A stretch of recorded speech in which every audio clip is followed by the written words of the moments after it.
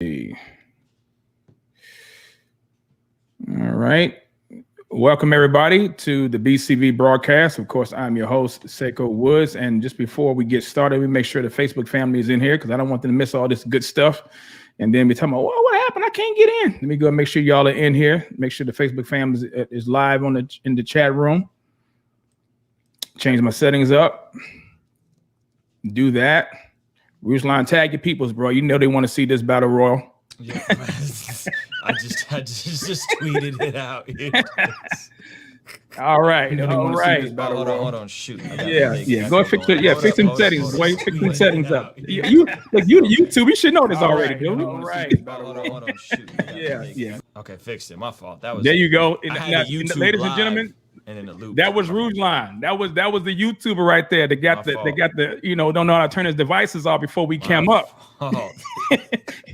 Look, hey Ruslan, I want you to do a tutorial on making sure that people know the first thing they need to do when they get on interviews is turn their devices on mute silent. The daggone browser you're watching the interview from. Yes. Don't be a goof like me. Yeah. Well, anyway, y'all, welcome to the broadcast. Again, I'm your host, SaikoWoods, and glad to have those of you here. Those who are in the chat, Facebook family, hello. YouTube family, hello. Those who are in the super chat, thank you and hello. Those who have please do the following thing before I say anything else. Please like and subscribe and share this video. Also on Facebook, tag a friend, tag an enemy. I know some of y'all got those. But yeah, tag them. I think it's going to be a great discussion. First and foremost, ladies and gentlemen, this is not a debate. This is not a debate. This is a discussion between two brothers in Christ. We want to have a real honest discussion about this current issues that is going on in the body of Christ. And so I thank Ruslan for coming on to the live with me, camming up with a brother to discuss issues of concern and also just issues of clarity, I hope and pray. Also, ladies and gentlemen, please do me a favor. Please, if you would be so kind, again, like this video. Also, if you would like to support the ministry, you can do that as well. You can do that through a few options. Let me just give you those opportunities and options to do so. I'll put it up on the screen so that way you can see it yourself instead of me just putting it out there. Also through PayPal, SaikoWoods@yahoo.com, Cash App, $SaikoWoods. You can do it through that as well. If you'd like to support the ministry through BCV, you can do that through a Teespring link, teespring.com/stores/Seikos-store-2. You can do that as well. Of course, you want to reach out to your brother, SaikoWoods@yahoo.com. That's SAIKO, Woods with an S, @yahoo.com. Those are the options there for you as well. I want to say also thank you, those of you who have been supporting this ministry financially. I really, really do appreciate it. You know who you are. And I definitely thank you personally from the bottom of my heart. You help me do the things that I'm doing. My goal, of course, would love to be in full-time ministry doing this as a creative, do a content creator. But right now, God has me making tents, i.e. driving trucks. You know, you get your products, you get your gas, you get this. You need to thank me. Yeah. You need to give some props to your boy over here because without me, you can't do nothing.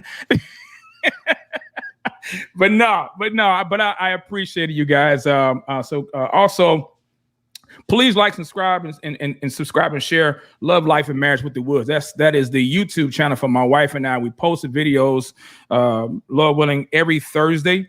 We try to cover content from a biblical perspective, of course, but from a married couple's perspective. But there's no topic that we believe that the Bible does not address, either in precept, principle, practice of God's word. So we want to provide that type of information and those types of perspectives as well. So we definitely thank those of you who are supportive of the ministry and also supportive of other ministries. We're not the only show out here in the kingdom. There are other brothers and sisters in Christ who are doing other works of ministry. That's what makes the body of Christ so unique.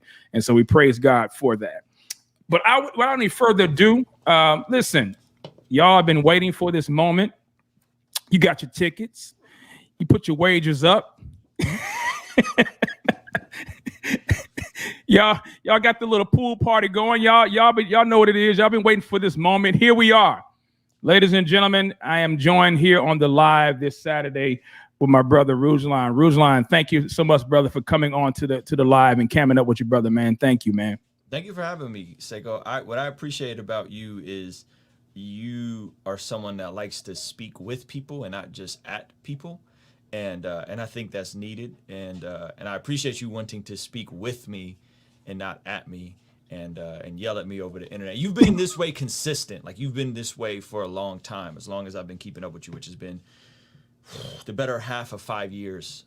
We've talked on the phone years ago. So I've always appreciated that about you, even when we may disagree or disagree passionately. Right. It's never in a way where you talk at me, and it's also never in a way where I feel like it's not in good faith and there's like these ad hominem attacks, you know what I mean? Or as Kevin Samuels would say, the sign attacks, shame, insults, guilt, you need to be right. So I appreciate that about you, and I would hope that whatever conversation we have would influence and inspire others just to have similar conversation, and at the end of the day say, hey, me and you agree on way more than we disagree on, especially if you go watch our conversation before you had, when I had to step in graciously for Bryson Gray because he flaked on you. That conversation should show you that we agree way more than we disagree. Shout out to Bryson Gray. So, he needs to get saved, though. Get saved, Bryson. Get saved. You believe different Jesus, my brother. Different Jesus. And I ain't talking about my brother from a salvific sense. This is my brother from a anthropomorphic sense. That's it. That's it. and just to be clear, I don't know what people are expecting. People said debate. There was like this interesting debate.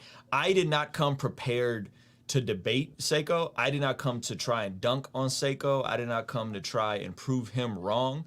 I don't really know what we're talking about. The title says racism and critical race theory. So I'm assuming this has to do with my conversation with Dr. Eric Mason. And I will say this, guys, respect Saiko because we have rapport, so he can hit me via text or via DM and say, come on, let's talk about it. Some of y'all, I don't know you. So I'm not just going to pull up on your live stream just because you want me to. You know what I'm saying? Like, there's relationship here, so it's a little different. So forgive me for anybody that, like, I can't go on your platform and talk to you for 2 hours because I just don't know you, and I only have so much time. But I know Saiko, and I feel like this will be in good faith. And I appreciate that, man. I'm glad I got you on record saying that, bro. I'm glad I got you on record saying that, bro. There was a lot of people that was like, "You going on this channel? Could you please say that? Could you please why say y'all so scared of Saiko? I don't understand what y'all so afraid of. I really didn't get it. Can you please just put that out there, please? I mean, bro, have I shot you before? Have I come by your crib? I don't even know where you live at. I know you're in Cali. Yeah, I mean, but have I sent out death threats? Have I sent goons to your door? No. Okay. Nothing like that. Nothing like that. You've always been honest, though. You've always held a certain position. I don't know exactly where you are with all the theological particulars. And by the way, I am not, despite what y'all may think, I am not someone that perpetuates or presents myself as an authority of having all the answers. So that's not what I'm on. Just so we're like, I'm not here trying to be some guy that's like, Ruslan has perfect theology and I'm gonna give you guys the end. That's not what my heart is. So, but I'm down to talk. I'm down to converse. So, that's what's up. And for the sake of time, let's do. Shout out to your wife. I see she's in here. Yeah. I she just said subscribed thank you, man. to y'all channel. I appreciate that, man. Channel, so I'm actually excited to see you and the missus and y'all synergy together on. Yeah. I appreciate the love, man. I appreciate the love. And also, let me just do this because somebody just put this out here. This is obvious, bro. Alan Parr needs to come out on the Saiko show. Now, you know how we do this now, Rue. You know how we do this. So let me just go ahead and just put you out there for a second. You know, Alan and I, we don't jive on certain things. I don't consider him an unbeliever. I consider him a believer, but we disagree on things. I believe, this is just me. This is just me. I believe that if he can cam up with the Marcus Rogers, then he should be able to cam up with yours truly. So you know him, you know me. He's been on your platform. I would love for the three of us on your live, on your platform, so we can discuss these things, because I believe, if we have an opportunity to have conversations publicly, I think a lot of the times people want to have private, clandestine, behind the scene conversations when there are public issues of disagreement, public issues of debate. And I don't believe it does the body any good to not see these types of discussions, even like you said, even if it's passionate, even if it's like, you know, we about to go on the top of the turnbuckle and come down with the elbow smash. You know, it's you know what I'm saying? It's all love. Yeah. I mean, come on. You know what I'm saying? Yeah. But and so you know, I don't want to speak. And by the way, whatever I say in this conversation, I just want to make it very clear. I'm speaking on behalf of me, right? Not on behalf of any position, not on behalf of anybody I'm affiliated with or any of my friends.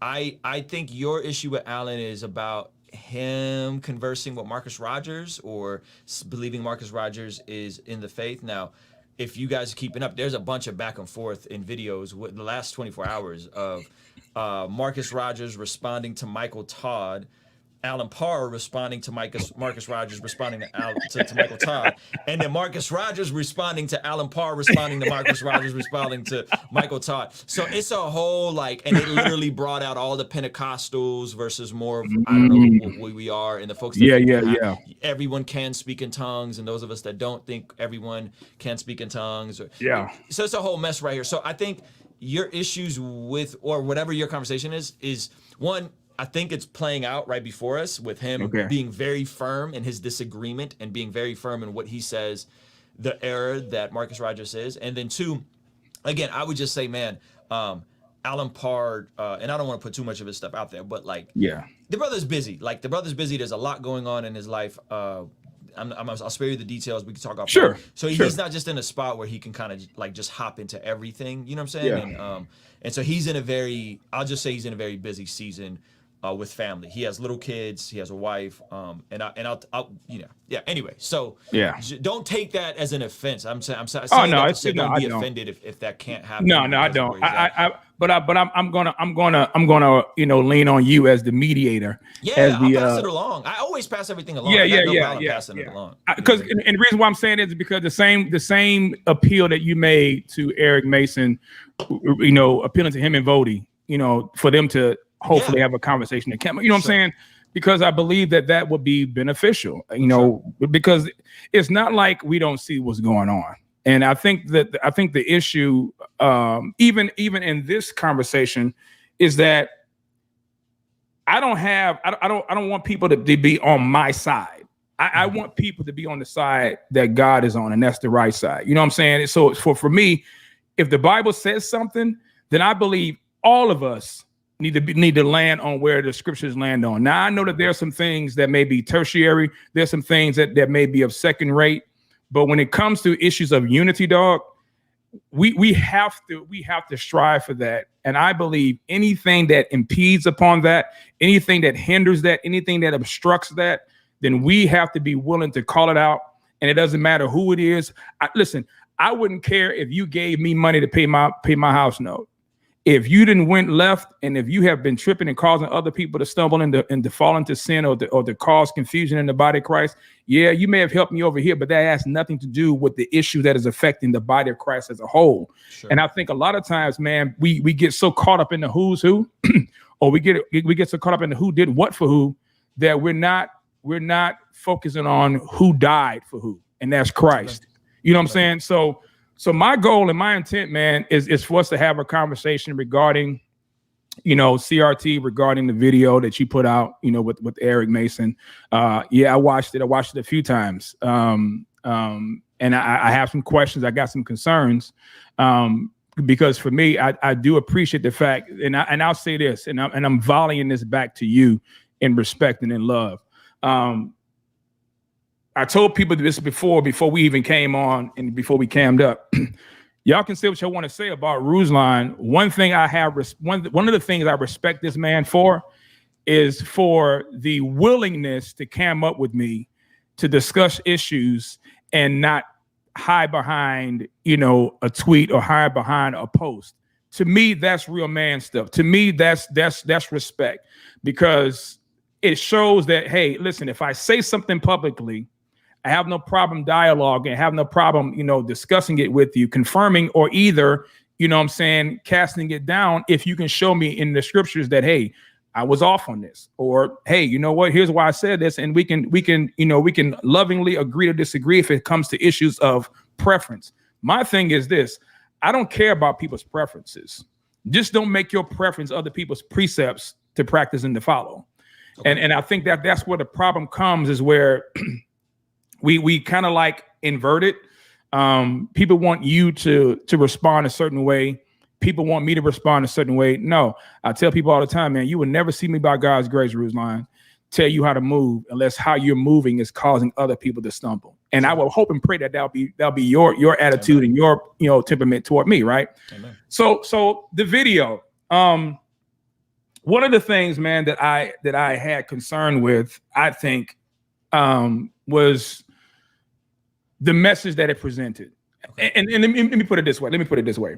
What is your view regarding the things that Eric Mason said regarding CRT or regarding racism? Do you believe that racism is a prevalent issue, or it is a predominant issue among Black people? I mean, do you believe that that's an issue that we as Black people, we meaning me, because no, you ain't Black, you white, but I'm gonna come down your lane in a minute.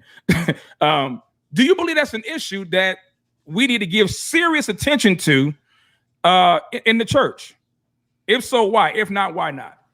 Do I believe racism is an issue for Black people? And you want me to answer that as a white dude? Yeah, because you had a Black dude on. Yep, because you had a Black dude on, and I want to know because you're married to a Black woman. So let's get it. Let's get it. Do I believe? Okay, so how do you define racism? That would then go back to the. I'm glad you asked it. So let's pull up what I believe racism was. What Eric Mason had defined. So let me see.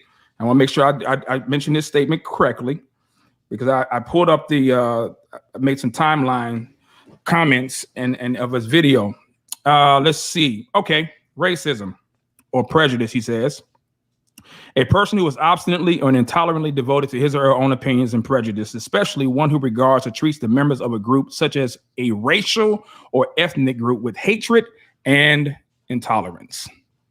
Do I think racism is an issue we're still dealing with? I'm talking about not just an issue. I'm talking about it is the predominant issue that Black people are being affected by here in America today. I mean, is that the existential? Is that the predominant threat? Is that what's causing us as Black people not to thrive, not to to succeed and progress as a people here in the 21st century? The predominant threat. I don't know if I would say racism is the predominant threat. Okay. I think racism, classism, lack of education could all be connected. Okay. Meaning that let's just talk about wealth for a second, right? Okay. Wealth begets wealth. Wealth begets wealth. If you've ever done any investment, if you've ever went through anything with a financial planner, if you've gone through Dave Ramsey's FPU, wealth begets wealth. Wealth is a numbers game. Money's a game. That's all it is. It's nothing mystical or magical about it. Anybody can play the money game. Sure. And so when we look at different communities having different amounts of wealth, right? Mm-hmm. Asian people, right, being on the top end of this spectrum. Mm-hmm. Another thing that we could talk about is folks from Black folks from other countries coming here and flourishing. Good point. Right? Good point. So if you're talking about Nigerians, if you're talking about Ghanaians, if you're talking folks who come here from another country with a nuclear family intact, with work ethic, fathers in the home, and can flourish, right? So to say that racism is the primary issue that just Black people are dealing with, and that's why everything. I think it's much more nuanced than that. I think it's more layered than that. And I would say if we're looking at Black people in America, and again, this sounds like I'm talking to an older Black man about my view of racism as a white. Watch your mouth. Watch your mouth, bro. Watch your mouth. So it's like there's no winning in me answering this question, right? Because it's like I'm trying to sound like convincing you of racism. It's goofy. But if we look at the issues that somebody coming from Africa or a part of Africa, both the family intact, they're already going to be outliers. They're already going to be some of the smartest, brightest. I don't know if I cut out or not. To be able you kind of like dragged a little bit off, like a 3-second delay. Go ahead. Okay. To be able to come over and thrive, those are different issues presented not to say that people can't then view them or dismiss them or discriminate against them. Okay. I have African friends that have been discriminated against, right? Right. But their challenges are going to be different than someone that's in a position where there's multiple generations affected, from redlining to the war on drugs to all these. I think they're just different challenges that they're presented with. And I don't think racism is as overt and as intentional as maybe some folks on the left will make it out to be, as if it's the number one thing destroying the world is rape. Like, I don't think it's that extreme, but I think it is an issue. And I think specifically, my heart is specifically, if I'm going to be specific about, if I'm showing my hands, specifically with police brutality, I definitely think there's some work that needs to be done with police culture that tends to disproportionately affect Black people, who tend to disproportionately come into contact with law enforcement, who tend to disproportionately have a lower net worth and live in poorer neighborhoods that a lot of times need or are over policed. So okay. I know I didn't give you a clear answer for that. Yeah, you did. But the simple answer is, I'll give you a simple answer. I go, do I think racism is the biggest issue that people are dealing with in America? No, I don't think it's the biggest issue. I think it's a issue, but I think there's multiple issues connected to student loans, which got a ton of folks in debt, connected to lack of financial literacy and how finances work and how money works, connected to different pathways. And it's like a nature nurture versus conversation. Like, I think it's way more layered than that. And I'm really not trying to dance. It's just not a yes or no answer. So to give you a clean answer, I don't think racism is the biggest issue that Black people are dealing with in America. Okay. So with that answer, I want to read the quote. I'm going to read a quote from Eric Mason, and I'm going to tie it into what the concern I had regarding the interview that you had with Eric Mason. So now, did you read his book, Woke Church, yet? I watched a series and I listened to some of the series. I did not sit through the whole book. Okay. So this is what he said. The reason why he wrote the book, Woke Church. Okay. Quote. This is in chapter 2, I believe, of Woke Church. He says, what do you mean by woke? He's asking a question. Or answering a question. He says, quote, my desire in this book is to encourage the church to utilize the mind of Christ and to be fully awake to the issues of race and injustice in this country. Okay. Now, that's key. Okay. So that's key. He said the issues of race and injustice. The issues of race and injustice in this country. That's the purpose of why he wrote the book. Okay. He continues on. He says, Pan-Africanists and Black nationalists use the term, quote, woke, end quote, to refer to no longer being naive nor in mental slavery. We, meaning him and those who subscribe to his view, we have borrowed the term and redeemed it to be used in the context of being awakened from deadened sinful thinking. In fact, every believer has been awakened from sin's effects and Satan's deception. Thus, the believer is able to be aware of sin and challenge it wherever it is. Woke is a word commonly used by those in the Black community as a term for being socially aware of issues that have systemic impact.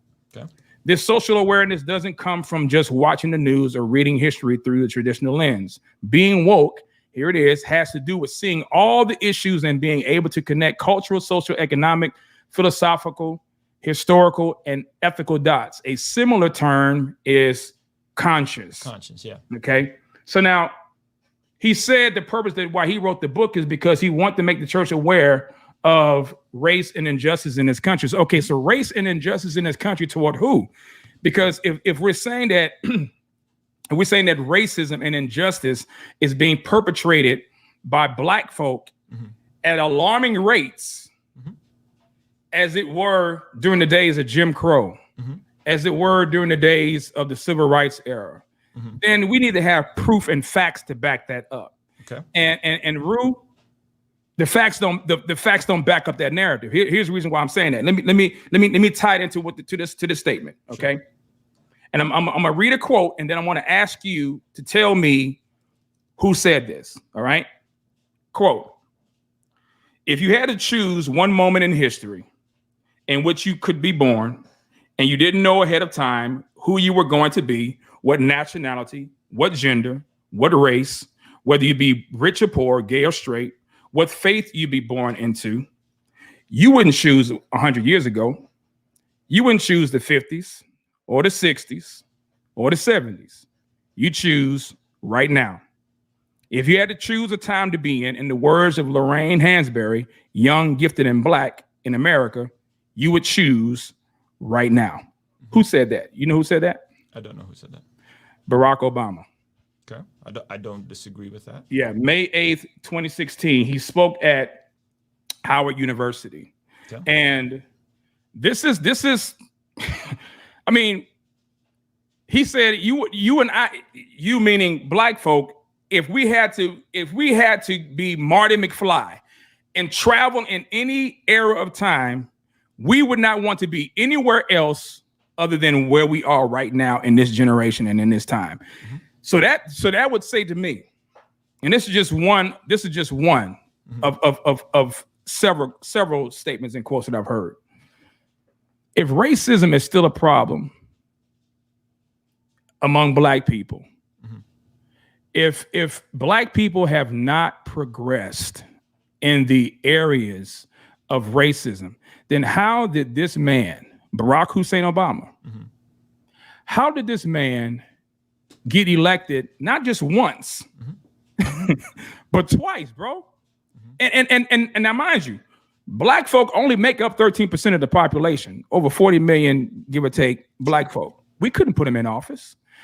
If that were the case, if racism was still a factor, an overarching or systemic issue mm-hmm. affecting every institution, because that's what CRT, the doctrines or the beliefs of CRT believes, that racism is endemic. It's everywhere. It's ubiquitous. It's mm-hmm. everywhere. Mm-hmm. You can't escape it. I mean, wherever you go, it's racism. So then how do we explain this man being elected? How do we explain 2 black AGs? How do we explain most of our cities in the hood are ran by black folk? Mm-hmm. Are you following what I'm saying? Yeah, I'm just because my problem with what Eric Mason has said, bro, mm-hmm. is that he made the statement and there was no pushback on it.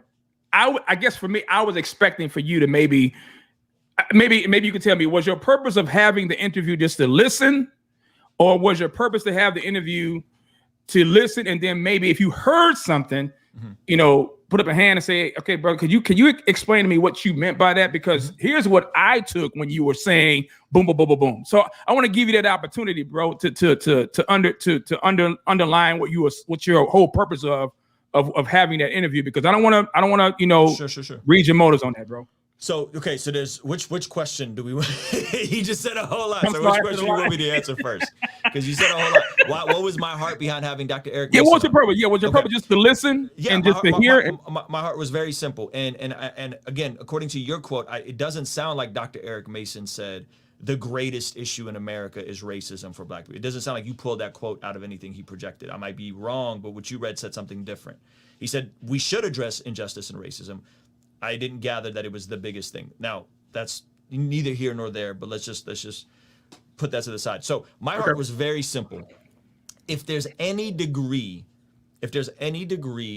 of precedent for someone's position, right? And I don't mean a position that's completely anti-scriptural. I mean something that we can sit down and I'll pass you on we're going to cover it on my channel and cool. I'll get some pastors together. I'll pass you on a CRT thing that goes through every teaching of CRT, which parts it doesn't align with scripture and rejects.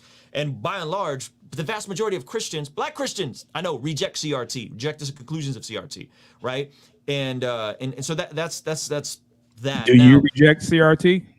Yes. What do you mean? Like the conclusions that all white people are evil? Of course I reject the conclusion that all white people are evil. Rue. You know I got to ask the question. You know I got to ask that question. You realize like the majority of folks, including Eric Mason, Sho Baraka, these guys didn't even know what CRT was until last summer when it was used to weaponize and dispel the George Floyd protest. Like most folks didn't even know they kind of didn't know about it. They kind of didn't know what CRT was. Bro, I took sociology classes. I almost majored in sociology. I have never heard of CRT until summertime. I'm not saying you didn't hear about it. I'm saying Dr. Eric Mason said he's never heard about it. And I'm not going to assume he came on my channel and lied to some random white dude because I got 70,000 subscribers on YouTube.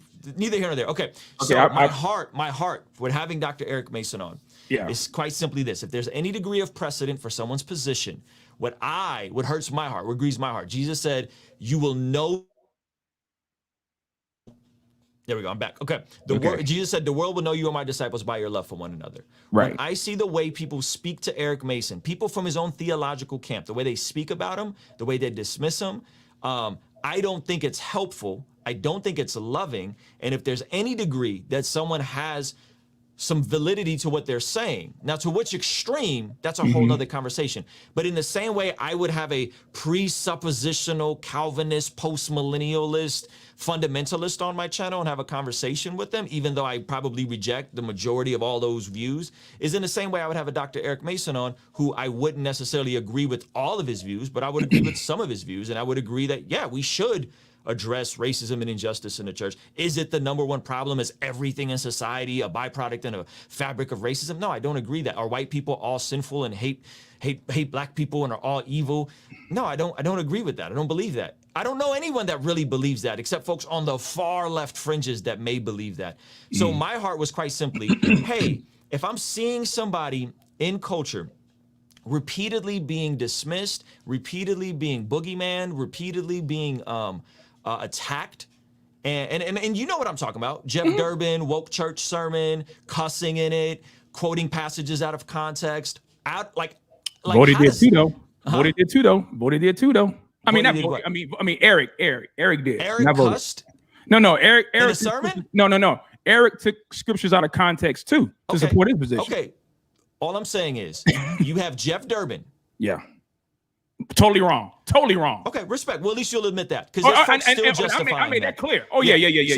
So again, you have people right now, Saiko, that agree with Dr. Eric Mason more theologically than I do. Okay, on all the other particulars, who are speaking at an elder who's older. Like, this brother's in his 50s? I believe he's older than you. You said he was your Bible teacher at some point. Oh no, he's 47. I'm older than Eric. I'm older than him. You're older than him. Okay, I didn't know that. Oh, he's only 47? I thought he was in his 50s. Yeah.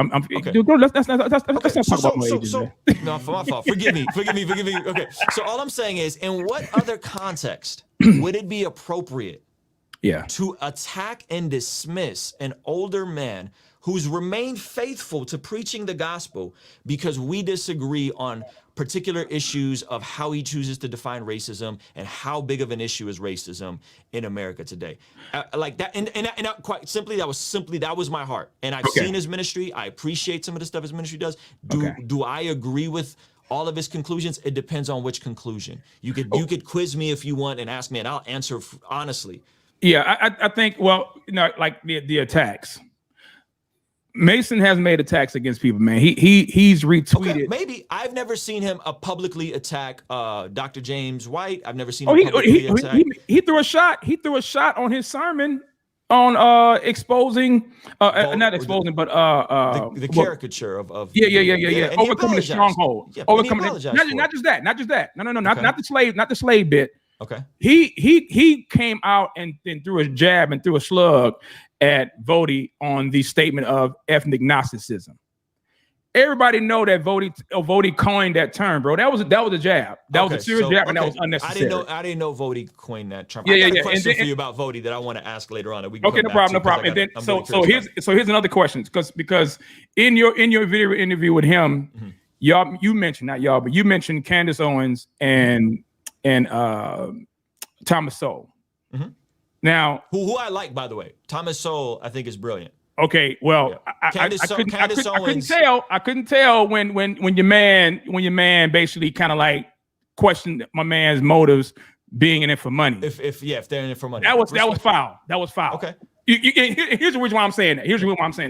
Okay. Hold on. Before you make this point, did he not? Did I not say we're not going to presume motives, and did he not walk it back right away? That happened, Segu. That did happen. I guess the question. He said, "I'm trying to be careful," and he walked it back right away. Okay, but I guess the question I'm asking you is why would you mention those two people's names in the same sentence, and then for Vody, I keep saying Vody, but for Eric Mason to say what he said, he walked it back, but he asked you a question and he said, do you know anybody that's basically that's broke? A broke black person that goes anti-black. It's anti-black. I said no. Do you know anybody that's broke and anti-black? I don't know anybody that's black. Listen, I don't know anybody that's black that's anti-black. Like you're my Uncle Ruckus. Yeah. You know what I'm saying? Did you see? Hold on, not sidetrack. Did you see my video? It's freezing. Say it again. Y'all see what? You see the Uncle Ruckus dude on YouTube? I send you the video. It's hilarious. There's like a black Confederate dude, a black Confederate. I'll send you a video. It's funny. It's funny. To me. But that's my point. So you didn't like that. You didn't like that statement. Respect. I understand. Yeah, and here's the reason why. Here's the reason why I had concerns with that, because it gave the implication that this man, say what people want to say. Do I believe that Candace Owens got diarrhea of the mouth? Yes, she does. Yeah, she does. She does. She needs some serious discipleship. Matter of fact, she needs serious evangelism, because I don't think that she's saved. But that's another topic for another time. Sure. But Thomas, so I'm not sure if he's saved. But the man, like you said, we both agree that this man has done his work. Yeah. Respect. Right. So what has Thomas Sowell said that would even give the impression that this man is in it for the bag? Because to be honest, Eric Mason probably make more money than I do. I'm pretty sure he does. You know what I'm saying? So I'm not getting in this man's pockets. So for him to say that, it's like, bruh, do you realize you make more money than the cats that you are basically, trying to act as though are insignificant? Sure. You know what I'm saying? So let me grab a beverage. Let me grab a beverage real quick. Yeah. Okay, give me 1 second. We'll take a commercial break. I'll play some music in the background. Oh, you gonna play some music? Okay. Can I pee and grab a beverage? That's a good question. Go ahead, handle. I'm gonna read some comments. Go ahead. So I'm reading the comments real quick, and so let me scroll back up a little bit. Let me scroll back up a little bit. Let's see. B Plus Recap says we have to stop ourselves from only seeing the worst in people with opposing thoughts, while at the same time expecting everyone to take you at their best intent. Tribalism is a problem. It is definitely a problem. I definitely agree. Definitely a problem. Charles, you said I'm a product of Oakland Unified School District. We knew of intersectionality long before it ever had a name. That's the issue with many. It truly claim ignorance of CRT, but its doctrine had been preached in the schools for a long time, was also the purpose of critical theory in the schools. Facts. Let's see. Maddie on the mix, you said stop with the blanket statements, y'all. I'm not really sure if there was any blanket statements made. I'm not trying to make any. You said, Brenda, why don't you think Candace is saved? Because I haven't heard her give her statement of faith. I haven't heard her give her salvation or conversion story. And if she is, I can't tell by her language. That's just me. Thank you for saying that, Saiko. Bro, I'm gonna keep it real. I'm gonna keep it a buck. You know what I'm saying? Because listen, can Christians cuss? Yeah, we're not talking about ability. We're not talking about that. But should that be the pattern of our life? You know what I'm saying? To where we make excuses for it? No. If I'm connected to this outlet over here, you're gonna see a physical, visible change in my demeanor. How can we say we're connected to Christ and there's no change? You know what I'm saying? So that's my take with that. But so let's go back to your question. Can we jump back in? Yeah. So I'll try to translate what I think he was saying. My opinion, sure. Not anything absolute. What I think he was saying, is Seiko. You know, right now that this space, I'm hearing an echo. By the way, it's kind of weird. But you're good on my end. Okay, you know that right now the space for a black conservative is white hot. Like it's a very easy place to disrupt in. So if you're looking at a Brandon Tatum, if you're looking at a Bryson Gray, if you're looking at a Candace Owens, if you're looking at that space is very, very hot to get to cut through. And so I think what he's saying, it's my opinion, okay? See, check your levels over there, Root. Check your levels. Echoing? Somebody, because you're not echoing with me. You're not echoing on my end. This is on YouTube that I'm seeing this on the YouTube chat. Yeah, I hear an echo, but I don't know if anybody else is coming out of your speakers. My speakers is just built in. I'm not using any external ones, and my mic is still good. So I mean, you're coming good on my end. Nicole said yes, there's an echo. There's an echo. She said Nicole said there was an echo. Where I just saw the comment. Where is it at? Okay, we're good now. Somebody says he's not echoing much. I think the software started fixing it. Okay, so cool. What I think what he was saying was, we know that scarcity is what's disruptive in the marketplace. If you have a good product and it's scarce, it's going to be more likely to cut through than if you have a product that is good but it's not as scarce. Right. So what I think he was saying is not that everyone who holds conservative views is doing it because they're going to get rich. It's that a lot of the folks who a lot of the folks that are getting rich and their audience is exploding and their voice is exploding are people who are scarce in a marketplace. So will Vodi or Vadi, I always butcher his name. Vodi. Yeah. It is Vodi. Yeah. I've been told it was Vadi before. Did Vodi explode for his incredible verse by verse exegetical teaching of the gospel? Or did he explode for something else? I'm talking about the actual growth of his audience. I've heard about him for years, but let's be sober and honest that the moment Vodi exploded was when folks started sending his videos to me, specifically as cultural Marxist videos, as a weapon to say, stop talking about A can't wait, stop talking about police brutality, you're pushing cultural Marxism.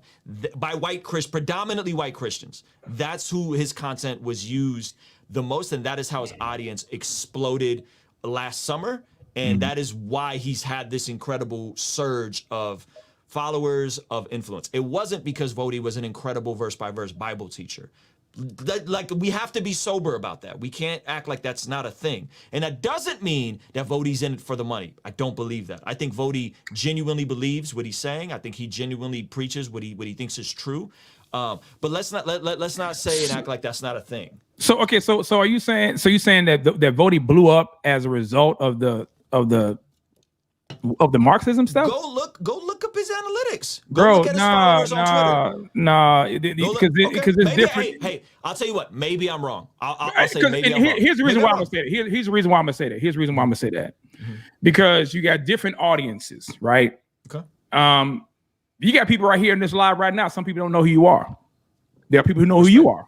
You know what I'm saying? There are people that don't know who I am. Some people know who I am. You know what I'm saying? So it's depending on the audience and the I guess you could say the people that you are garnering and that you're attracting to. Sure. I knew who Vodi was before Vodi moved to Africa. Okay. You know what I'm saying? And then at the same time, you have to think about the content and the information that was being produced and that was being put out there before this whole stuff had came out. You know what I'm saying? Vodi been doing work, man. I know Vodi's been doing stuff. I've heard about Vodi for a while. Yeah. Making the argument. Yeah. When did Vodi blow up? So now now y'all talking crazy. Now I'm gonna pull up Chartmetric. Now I'm gonna pull some receipts. Okay. Go ahead. So let's pull some receipts and let's see when Vodi experienced the biggest surge in his audience. Let's just pull it up. Hey, maybe I'm wrong. Let me see. I'm trying to pull up his But here's my question also.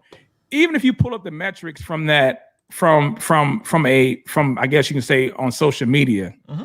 That's all I'm talking about. That's my point. By the way, I'm not saying this is Dr. Eric Mason's point. I'm saying that if we're looking at the analytics, I don't think it's a wild assumption to think that someone who takes the contrarian position on something, right, is not going to grow an audience faster. Brandon Tatum, Candace Owens, right? That's all I'm saying. And I'm not. By the way, I'm not saying everything they've said that is wrong or dismissing their points. Yeah, I got you on that part. I guess my pushback a little bit. Let me say this to you, Seiko. Sure. I don't benefit talking about race on my channel. It's not in my best interest. I do it because I want to have the conversation, and that's good. Not because I think it's gonna get me clicks or whatever, right? It doesn't benefit me the same way that someone that's black, grown up in lower income housing, then takes a hard conservative position on these things. And by the way, affiliates and engages with the Brandon Tatums on social media. We're gonna talk about Eric Mason and his things. This man Vodi's directly liked and engaged with Brandon Tatum on social media. You could look that up. Okay. I don't have a problem with that. I guess my thing though is that also would you agree with this point? When there are issues that are concerning to the body of Christ and you're looking for answers, and then you find someone or some people addressing it, right?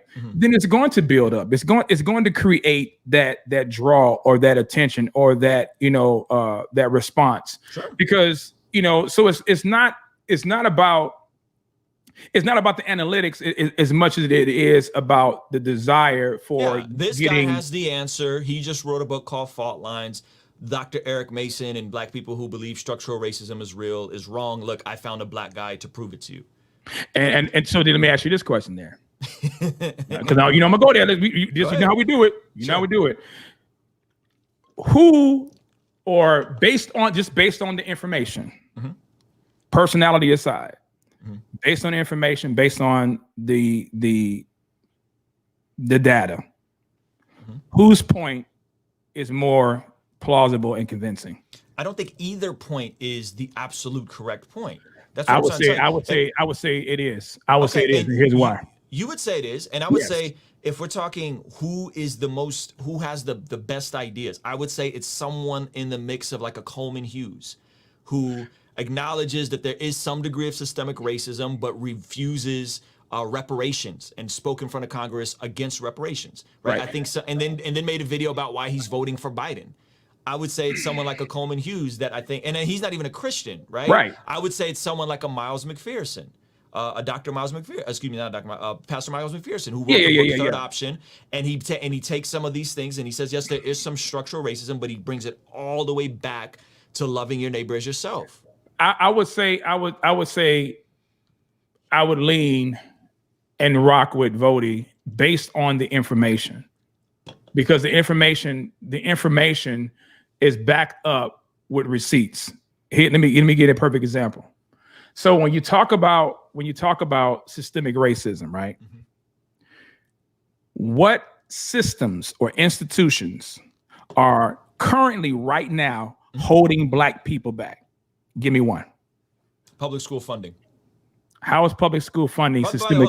Before I get into this, by the way, this isn't even my wheelhouse, Saiku, but public school funding, and we talked about this before. Right. Public school funding, a third of public school funding comes from what? You tell me. Property taxes. So guess what the experience of somebody growing up in the neighborhood I grew up is going to be like in comparison to someone that grows up in a ritzy neighborhood? Guess what a high school K through 12 experience is going to be like?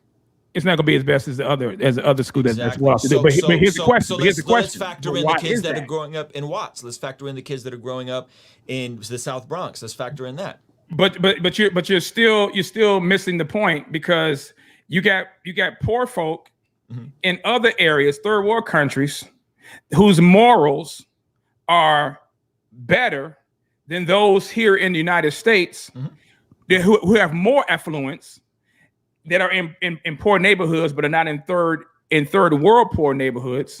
How is it that kids in America, particularly black folk in the hood, that live in the hood and they have better opportunities, but they don't take them, or let me back up, it's not being given to them, not because of color. It's really because of policy.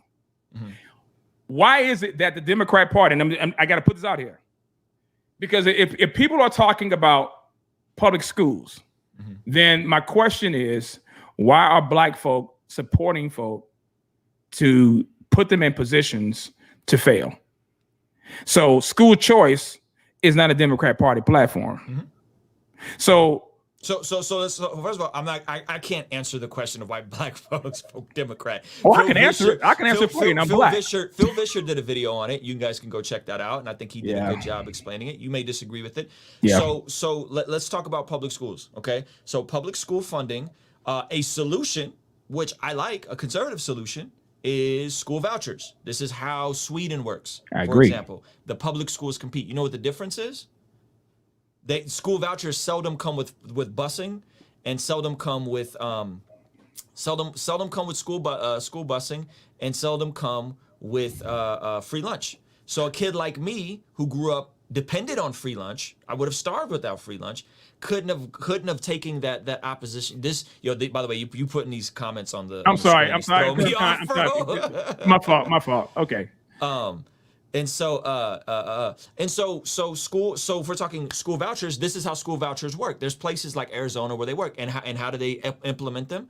They won't do busing, they don't do free lunch, and you have to get dropped off. But so ask me, you heard of a school called Dunbar High School? No. Dunbar High School, I believe, was in D.C. This is during Jim Crow era, I believe.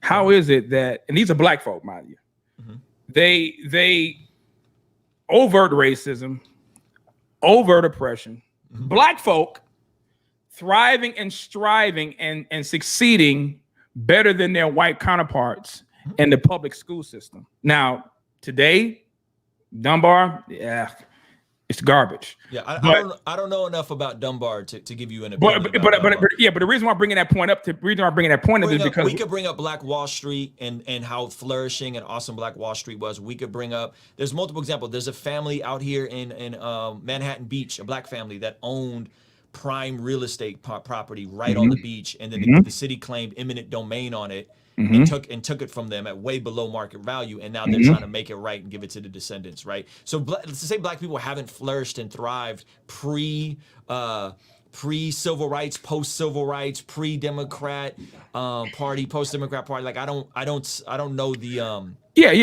But I don't know the point of that, right? Like I get it, like yes, but I guess my point, outliers. Yeah, I guess my point is because we're talking about systemic racism, we're talking about the things that Eric Mason was mentioning about how black people or how blacks are still basically struggling, and I'm saying to myself, okay, how are we struggling when this is you can pull this up yourself. If we had our own nation, I'm talking about if you corralled every black person, and we went the Marcus Garvey route and said, you know what, we're going to establish our own nation. Okay, we'll be ranked number 16. 16th in the world regarding wealth. So it's not that we don't have. The issue is mentality. The issue is training. The issue is culture.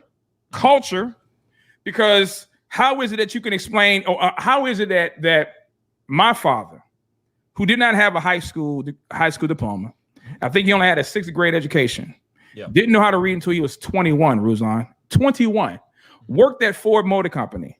They put him through school to get I believe maybe either a GED, but bottom line, he made 6 figures. Now, I know you're probably gonna say, well, I think you mentioned something about the positive bias, survivorship bias. Yeah. I should look that up, by the way. So there's a lot of these conversations, when you understand the psychology of survivorship bias, it's like that's such a, to me, respect to your father. And I can tell you about my father-in-law, right?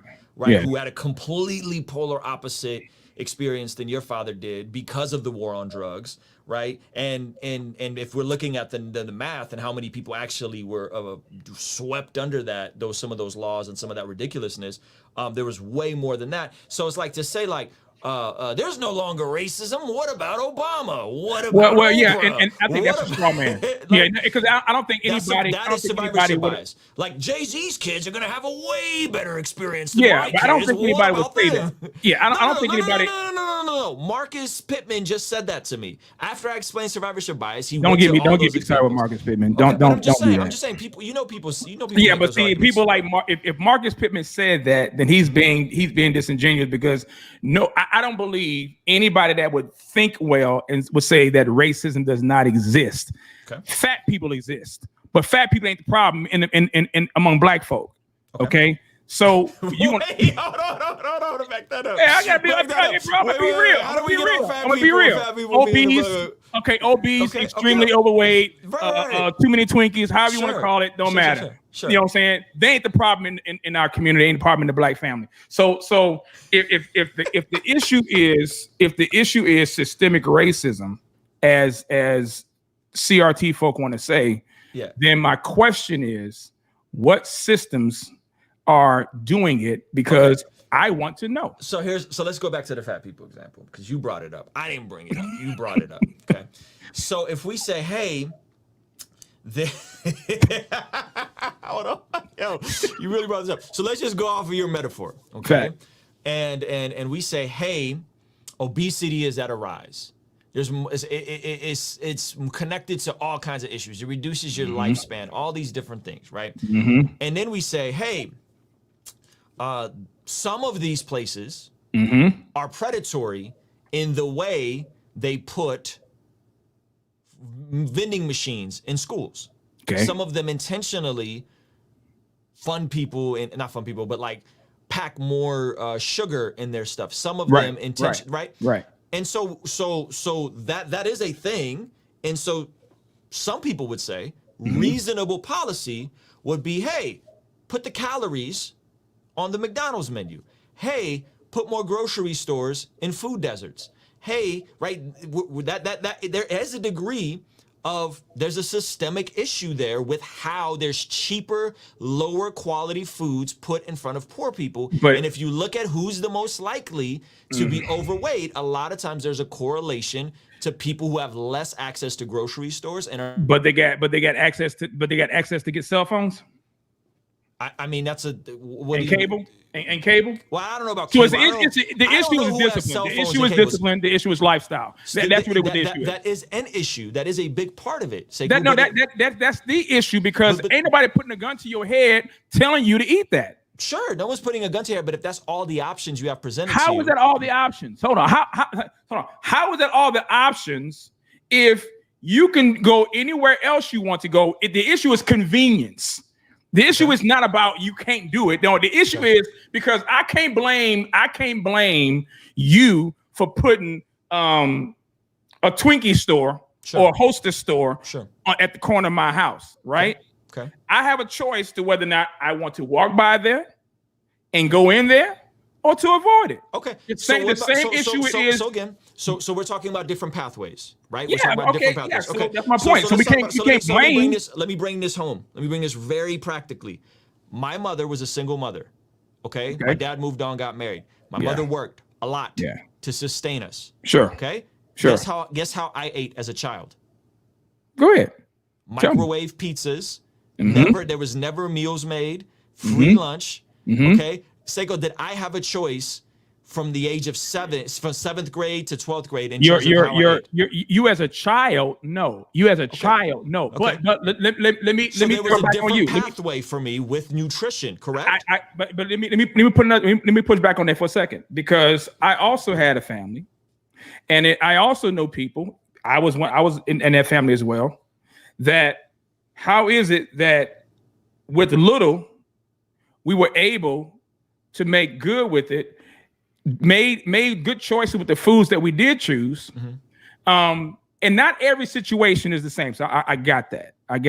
Sure. But for the most part, Ruslan, a lot of the issues that we are seeing in our families, particularly in the Black family, is about culture choices. Okay, so was your mother and father together? My mother and father was not together, no. So who fed you? On weekends, my dad. Okay. And he made all the meals. I'm sorry? He made all the meals. No. My dad, I stayed with him on weekends. My mother at the time, I put this, my favorite period was lunch. Okay.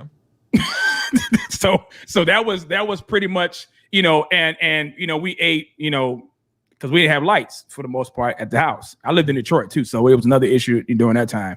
But I think the struggle or the problem was, well, number one, it was choices, because yes, if you have a single parent household, then the nutritional value and nutritional choices is going to be limited and less than you know what I'm saying, okay. Right? So let me tell you on the other side of this. Sure. Seiko, now I'm a grown man. Yeah. Okay, your boy's doing much better now.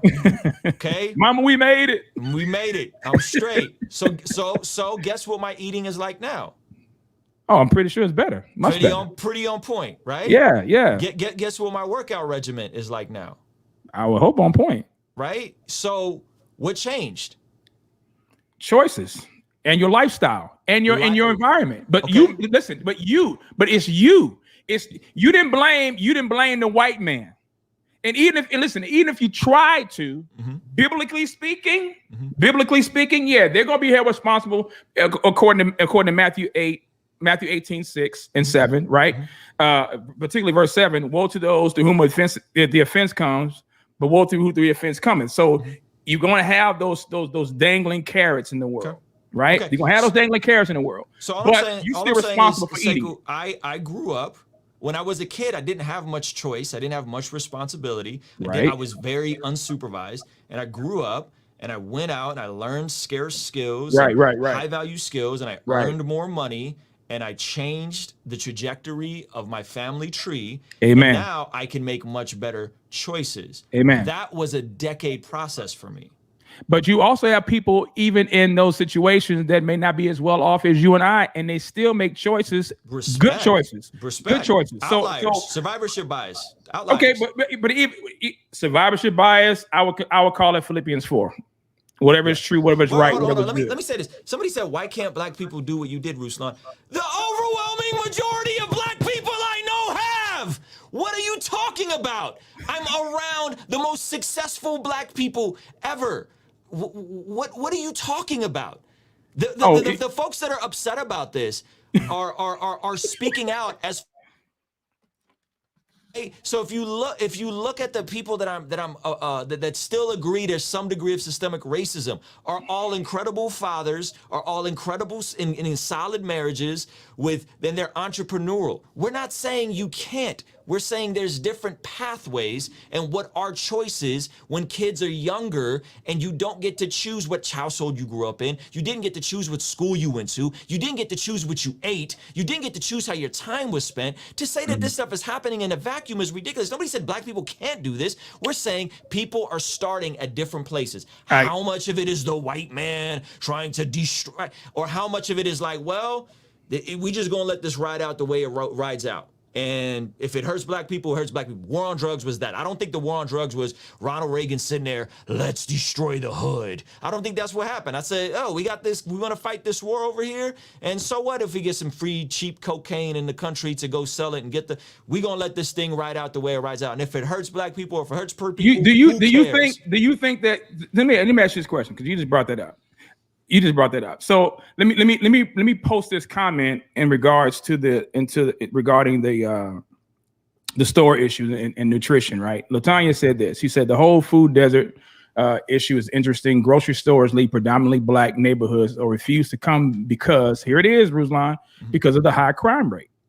The grocery stores in those communities are robbed so often that the staff gave up trying to stop thieves. They just let them make what they want without paying. Or take what they want, without paying, and don't try to intervene because they don't want to get shot. I know people who live in predominantly black communities or work there. These are black folks too, and I know that the reason. And I think she wanted to continue on with what she was saying on that. So, what is your comment with what Latanya said? Because that's the interesting point. And Latanya could be 150% factual in her experience. I don't know if that's anecdotal. I haven't looked at studies to see if they're putting Whole Foods in the hood, and then folks around Whole Foods ain't gonna be in the hood, or whatever. What's Aldi's? They're putting Aldi's in the hood. Yeah. Right? When I started eating healthy, Saiku, it wasn't meal prep Sunday where I get my meals delivered to me on a Sunday and they're all nicely packaged with my macros, so I know exactly how much protein I need to get to lean down. Right. I started going to not Whole Foods. I started going to Aldi's. Aldi's was in a lower class area, and there's multiple here in Southern California. And I did a whole video about eating cheap.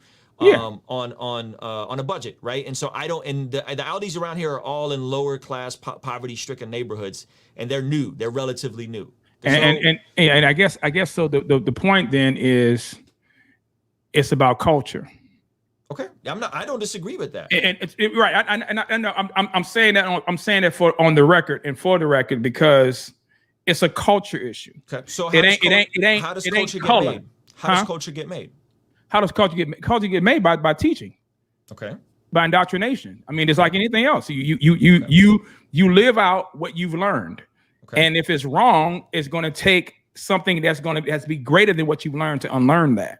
And it may take a longer time, but if the process and the desire is there, by God's grace, it can change. So is culture all about knowledge? Yeah, everything is about knowledge. You learn what you know. Okay, so how does culture shift when something like the war on drugs happens, and it's been documented that black people were sentenced and punished more harshly than white folks for the same drugs, for the same crimes. Well, do you know? But I'm glad you asked that. Do you know why that had occurred? Because the black church and Democrats wanted it to occur. Okay, so then, so okay, that but not only mean that, they were right in the time. I'm just saying. Yeah, but if we're talking about, hey, there was a welfare program assigned that pulled fathers out of the household because single mothers couldn't get welfare if the father was in the household. Okay, and then you compound that with a tough economic situation, right? And you compound that with now there's a poor economic situation. The father left, the mother wants to whatever get the welfare program, and now these fathers are being sentenced more harshly than their white counterparts, regardless on who was in the mix making it happen. You could say, oh, well, black church leaders at the time wanted it. And I could say, yeah, what about them Nixon and Reagan tapes where they're talking crazy about black people that leaked, that we don't ever want, Candace Owens never want to address, Thomas Sowell never want to address. So did Jesse Jackson talk crazy about. And I don't like Jesse Jackson either. I'm not partisan. I don't got a dog in a fight. I'm just saying. No, but I'm balancing it out because I don't want people to think that it's a black and white issue. That's all. So what I'm driving, the point I'm trying to drive home is just quite simple. There's enough precedent to say that these different pathways aren't just a result of, well, guess black people just got a corrupt culture. Like I think it's and both. I think it's culture is made when the fathers are out of the home. Cultures are made when there's a disruption to the family unit. But how does that happen? How is it that the black family, is suffering more than any other ethnic group? Right. Explain that to me. And so first of all, not my wheelhouse. I think it's a variety of reasons. Okay. I think if I could narrow it down in my specific family, I would say it's a byproduct of the drug revolution and then the war on drugs. That's what, if I could narrow it down from the late 70s to the early 80s, and when things got disrupted, it was when cheap cocaine flooded the streets and people got addicted to crack. That's what I can narrow it down. If you want to go before that, and you can get on your Kevin Samuels kick and say, well, the women were sold the modern woman through Cosmopolitan magazine, and now women want to be the modern woman, and then that's what disrupted the family unit. You can go before that. You can say, well, it was the welfare state created by Lyndon Johnson. There's a variety of reasons. But like we can't just say it's corrupt culture because black people would just have an inferior culture like that. I don't think it's that shallow. No, I don't know what. But here's what I am going to say.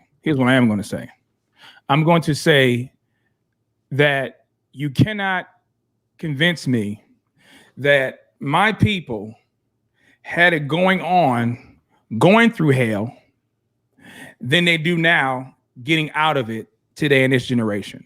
How is it that the black family was intact during slavery, during Reconstruction, during Jim Crow, even just before the Civil Rights era had ended, just before that? How was it that the black family was more intact, more cohesive, and together, morally, spiritually, and even financially? We made good and was better off as a society then than we are now. So you had killing going on then, you had crime going on then, because you still had sin. You had people. People produce sin, right? So how do you explain that generation from this generation? I just explained it. If you don't like the answer, then just say, I don't like the answer. I reject your answer. I just explained it. I gave you a multifaceted answer, Saiku. If you don't like the answer, right, and then you don't like the answer. No. It's not about liking the answer, bro. It's not about liking the answer. I just explained it. I'll explain it to you again. A culmination of things, my opinion, a culmination of things from the welfare state to the modern woman and hyperfeminism to the war on drugs, okay, expanded single parent household across the board. So it wasn't just one thing. It was a variety of things that created different pathways that created what we have now, where the average net worth of a white family is 10x the average net worth of a black family. There is some correlation to redlining with that. There is some correlation there. So I'm saying that it's a variety of things. It sounds like you're trying to deduce it to, well, it's a corrupt culture. And I'm saying, yeah, well, how is culture formed? Who benefited off of gangster rap music? Who were the corporations that put that money, that put that music out there? Who benefited off of cheap cocaine in the hood? Where did that money go to? How did that get there? Like, we can't just deduce it to personal responsibility. Of course, personal responsibility. We all have personal responsibility. But when you're a kid, I did not have a whole ton of personal responsibility as an 8th grader living in a food desert, right? Poor with a single mom. I didn't have a ton of choice there. So to deduce it all to just pull yourself up by your bootstraps. People are starting in different pathways. That's all I'm saying. I'm not saying that, bro. Here's what I'm saying to you. Here's what I'm saying to you. At the end of the day, it's about choice. Unless you're a kid, unless your parents aren't in the household. Listen to me, Rue. Listen to me. It's about choice. Okay. You and I are the byproducts of our mom and daddy getting together. Okay. Right. We had nothing to do with that. Right. But they did. Right. We didn't have a choice in that. Okay. So my point is, you can put a family going through slavery in the most overt, racist, and oppressive environment, and they thrive. Okay? They don't abort their babies. They don't murder their babies. You listen, you can talk about the white man put Planned Parenthood. We got that. I got the memo on that. I got that. But ain't nobody put no gun to your head making you go down there and give up $350 to crack the skull of your baby and siphon their brains out and dismember them like car parts. Nobody's doing that. That's a choice. So my issue is, if we want to talk about what's systemic or what's affecting the Black community, we got to look at our own families. We can't keep talking about what the white men are doing. Because matter of fact, if anything, bro, we just talked about Barack Obama. You got Black people that were helped by other white folk. So how is it that CRT is saying that even you, whether I know you disagree with it and you vehemently oppose it, but it don't matter, because according to their view, you're guilty because you're white, even though you're not racist. Even though you have not done anything of a racist nature to a Black person. Sure. By default, Rue, you are a racist. And so for me, which is nonsense. Okay, but now listen. You got Eric Mason, you got Damon Richardson, you got Blake Wilson, and other contributors of urban apologetics that you on your live endorse people to or encourage people to are get saying that I'm racist because I'm white. You think here's what I'm saying to you. I can pull up the comments. Matter of fact, I'm gonna play back one of the videos, so that way I want to hear what you have to say about this, because this is Eric Mason's boy. This is one of his disciples. Well, you can't get me to speak on somebody's No. But you do it all the time, Ruslan. You do it all the time. Ruslan. Come on now, let's keep it real. Hold on. You want me to comment on someone that's affiliated with someone that I had on my channel? I want you to give a public comment to a public statement about white people, which you qualify as white. Hold on. Someone said, why didn't Ruslan tell its nonsense to Eric Mason? We did say that. You didn't watch the interview. Don't be a goofy in the comments section. We did. I said that. So you're saying all white people aren't evil? I said that to him. You don't believe that. But I literally said these things. To be fair, you did say that. You did say that. To him. So don't. This is Stop with the halfway attack. Y'all are goofy. You did not watch the interview. Okay, so I literally said that to him. And then he said my white siblings. He said that repeatedly. So you reject the conclusions. Let me make my point, Saiko, because this your comment section is Saiko. Forgive me, Saiko. Your comment section is being disrespectful now. Okay, y'all section is being disrespectful. Stop with the ad hominem attacks. Go back, watch the interview. So you reject liberation theology. So you reject the conclusions of CRT. So you reject that all white people are racist and are evil. Multiple times I said this. You heard what you wanted to hear. Okay, so y'all with the comments, you did it because you don't really listen. You listen to respond, not to actually listen to what the conversation was about. Okay, so everybody, let's do this real quick. Let's pull back for a second. Number one, we can have a conversation. I'm not looking at the comments too much because I'm trying to have a conversation with you, Ruslan. But also at the same time, you want them to chill with the disrespect. You got to chill with the disrespect too. Call them goofy ain't cool. Okay, they're acting goofy. Forgive me. Okay, not goofy. Their characters. Even if you want to try to, acting goofy. If you want to try to modify it, I'm just saying because it's gonna be interpreted the wrong way. So So let's keep it, you know, let's keep it real. Let's keep it, you know, honest. Let's keep it respectful. So, I want you to comment on a statement that Eric Mason's contributors of a book that you publicly encourage people to check out. Okay. Urban Apologetics. Okay. All right. So I'm gonna play it here. I'm gonna share the screen, and this is a very nice conversation, ladies and gentlemen. I'm loving this.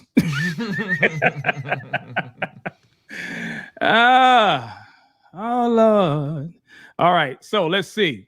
It's gonna be the Instagram joint. All right. Let's do this.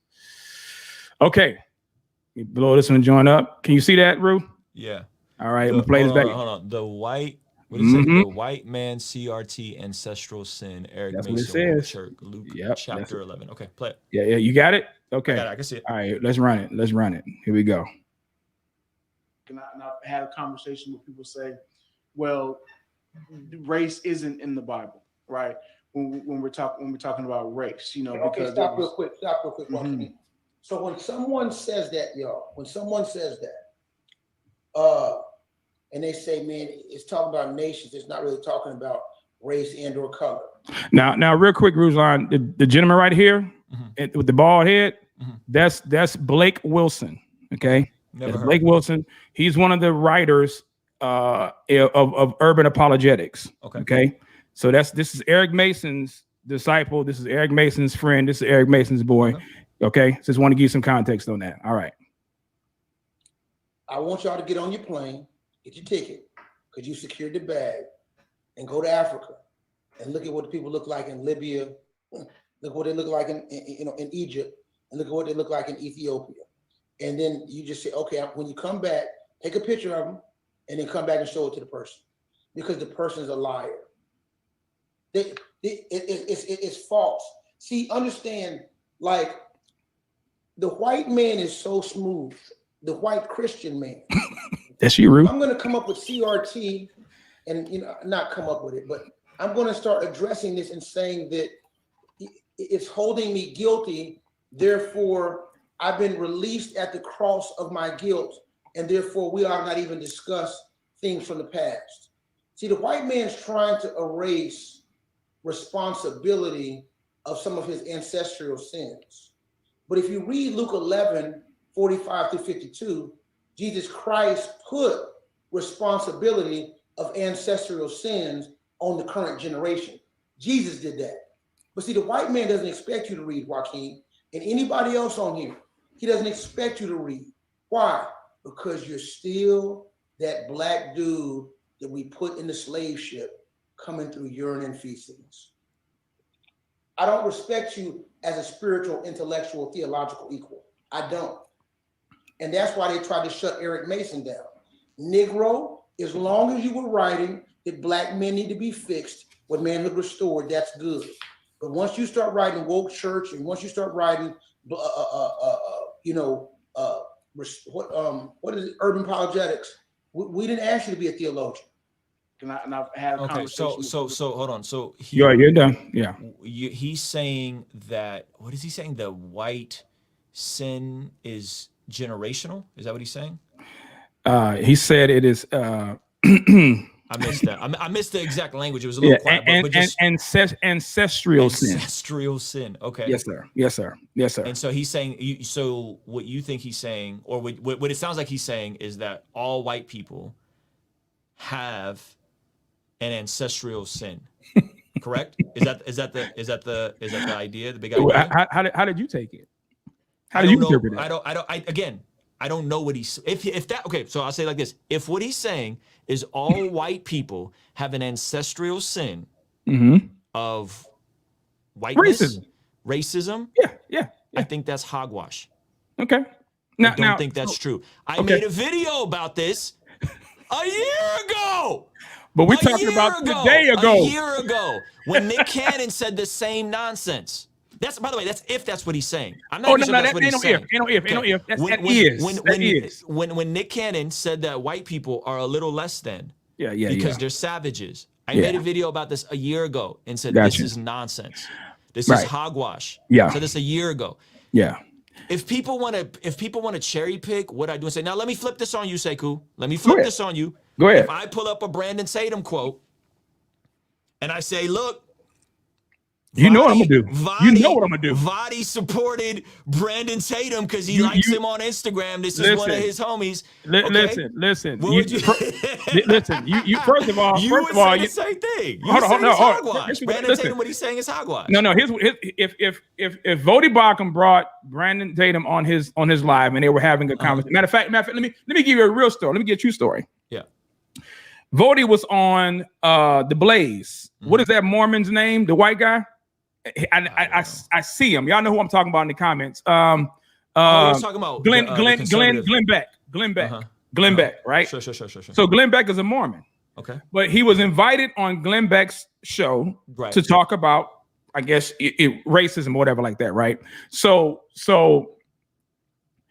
what I say to Vodi, what are you doing going on to that Muslims, broadcast? You ain't got no business going on that. No, I wouldn't do that.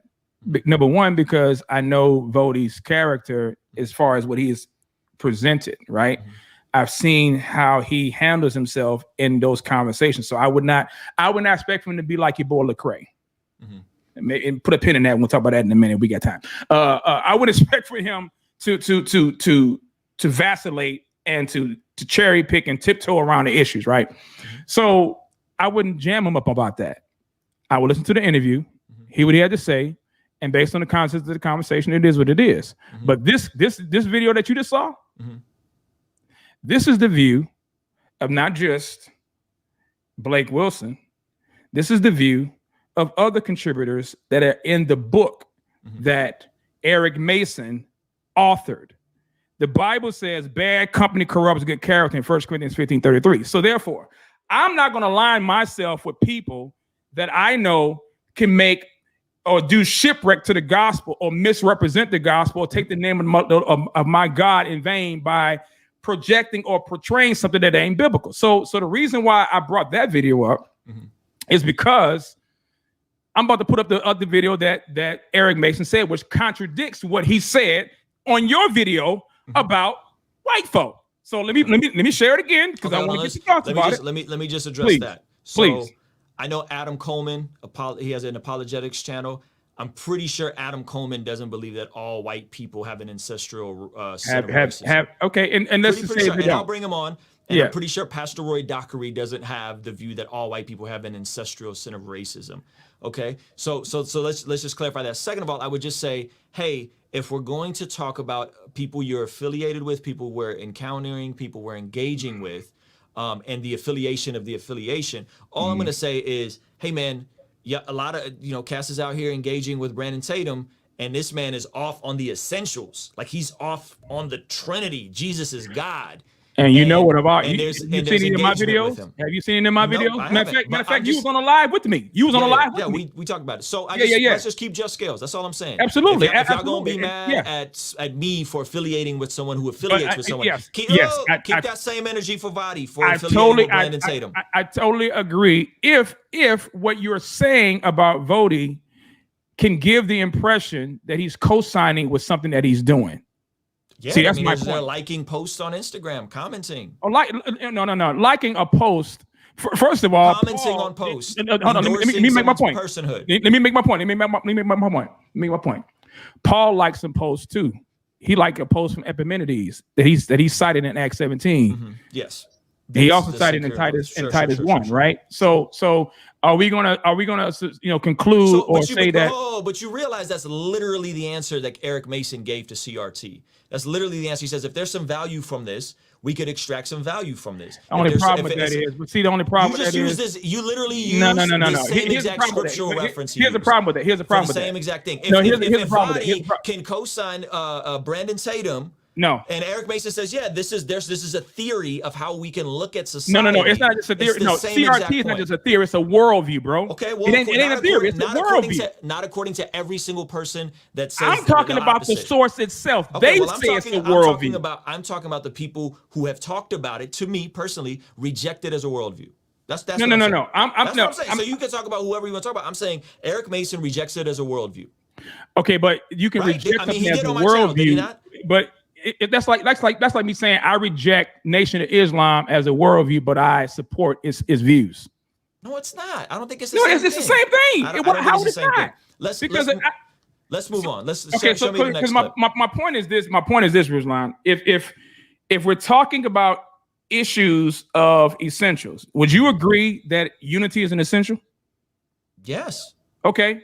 So if unity is an essential, and you have a view, not you meaning you, but you meaning they, you have a view that teaches that white people are endemically racist and that they can do nothing about their racism, even if they have said it clearly, I am not a racist. Yes, you are, because you're white.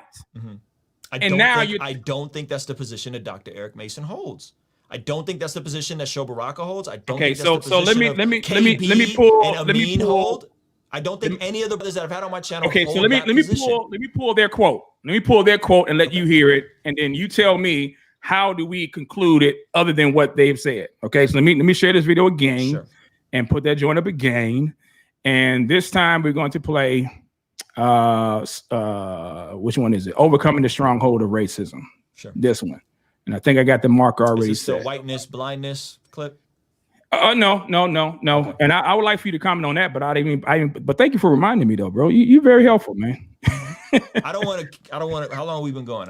This is an hour and a half in. So let's try to wrap within the next one. Sure. No problem. I appreciate the time though, man. Okay. So let's run this one real quick and then, and we'll play it here. Okay. Racism is prejudice, discrimination, antagonism, directed against a person or people on the basis of their membership in a particular racial or ethnic group, typically one that is a minority or marginalized. So racism is different than prejudice, if you will. Prejudice, if you will, is a bit different because it's biased or preconceived opinion about someone. So prejudice is the ability to have a disposition towards someone, but racism is the ability to enact your power based on your prejudice against someone. Anybody can be prejudiced. Only a few people can be racist. And so racism is the application of your power to enforce your prejudice on people that you want to enforce it on. That means whites have to stop calling black people racist. You call a black person prejudiced, but you can never call a black person racist, because the difference between me and you is I can call you whatever crazy racial slur I want. I can not treat you a particular way, but racism's a bit different. It's me using my structural capacity in connection to power to enforce my prejudice to cut things off from you. But that's why I'm glad we got a God that's bigger than the systems that are on this planet. Because if it was based on human systems, nothing would happen. But no system on this planet and no people on this planet in power can come against the might and the power of God through. Okay. So you're upset that he's saying black people can't be racist. That's the issue. Do you agree with that? Do I agree that? Do you agree that yes? Do you agree that black people cannot be racist? That racism is predisposed for white folk. First of all, he didn't say that. That's not what he said. That's the implication. That's the implication. He said anybody can be prejudiced. But no, okay. Let me read the quote then. I'll read the quote. Okay. Anybody can be prejudiced. Only a few people can be racist. Mm-hmm. You can call a black person prejudiced, but you can never call a black person racist. Mm-hmm. What is the implication behind that then, Ruslan? You tell me. It depends on how you use the word racism. What are you talking about? Okay. Okay. If there's white and black folk, he says black people can't be racist. Mm-hmm. Right? That's what he said. So you can call a black person prejudiced, but you can never call a black person racist. Then what's the other option? The word is what the word means to the person is going to determine how it's used. So now, hold on. Go ahead. What's the heart of the issue here? What's the deeper heart of the issue? Why are white people so triggered by this? I'm not white. I'm triggered by it. I'm triggered by it. I ain't white. Why are most people triggered by this idea? What he's saying here? Because they felt the sin of partiality. They felt the sin of prejudice. They've been hated by someone that's black, or seen a black person hate an Asian person, right? So the heart of the issue here, let's get to the heart of the issue. The heart of the issue is we've seen people of all races discriminate and hurt and be prejudiced, sometimes violent, to people of all races. Blacks against whites, blacks against Asians, Asians against blacks, Asians against, right? So if we're gonna define racism by the, like, if I look up the common definition for racism, I'm pretty sure it's sin of a prejudice against a person. I thought we couldn't change definitions to suit our, Hold on. So let me. I just looked it up. Racism, prejudice, discrimination, or antagonism directed against a person or people on the basis of their membership in a particular race. Okay, so it's the same. It's the same one he used. A belief that different races possess distinct characteristics, abilities, or qualities. Okay, so here's two different definitions. Two different definitions right here. We Googled it. We Googled the word racism. Okay, two different definitions right in front of us. Which definition are we going off of? I'm going on what Mason said. Okay. I'm going on what Mason said. So if we're going off of the Mason one or the other one, I'm just going by what he said. Here's my answer to this. To me, this doesn't get into the heart of the issue. This is about semantics. Okay. You heard me on Marcus Pittman's channel. In the same way we're changing the word Marxism, you have one side changing the word Marxism to become this all-encompassing junk drawer term, and you have another side that's seeming to change the term racist and racism. And because racism and Marxism are the two worst things that you could possibly be in this society, now we're speaking past each other. No one's actually trying to get to the heart of what's being addressed here. So, if you're asking me, do I think black people can be racist? I would say, which definition are you using? Which definition I'm using the same definition you would use if you're saying a white person to be racist. So I'm saying, based on the second definition, the belief that different races possess distinct character, if you view white people as inferior, if you view white people as a little less than human, and we're going off the second definition, yes, black people can be racist based on the definition you're using. I've just answered your question. I'm just using the same definition that your man used. I'm just asking you. I'm just asking you a simple question. Let me. I just cut out. Prejudice, discrimination, or antagonism directed against a person or people on the basis of their membership in a particular racial ethnic group, typically one that is a minority or marginalized. So when you say that definition, it's a different definition. So then how about we use a biblical definition, James 2. Partiality. Anybody can be partial against anybody. Okay. Can anybody be racist? But, well, okay. So first of all, so now you're taking James 2 and you're adding it to the word race, which race wasn't a construct until the last couple hundred years. Listen, so I'm using the word that Mason used. All I'm doing is asking you a question about what he said. He's using a different definition, and you know it. He said you can call a different black definition, person prejudice, and you know it. But you can't call him racist. Right. And racist to him, or to folks, or to the sociological definition, is power plus prejudice. If you don't have power, you can't be racist. So black people don't have power now? This is what I'm saying to you. This is what I'm saying to you.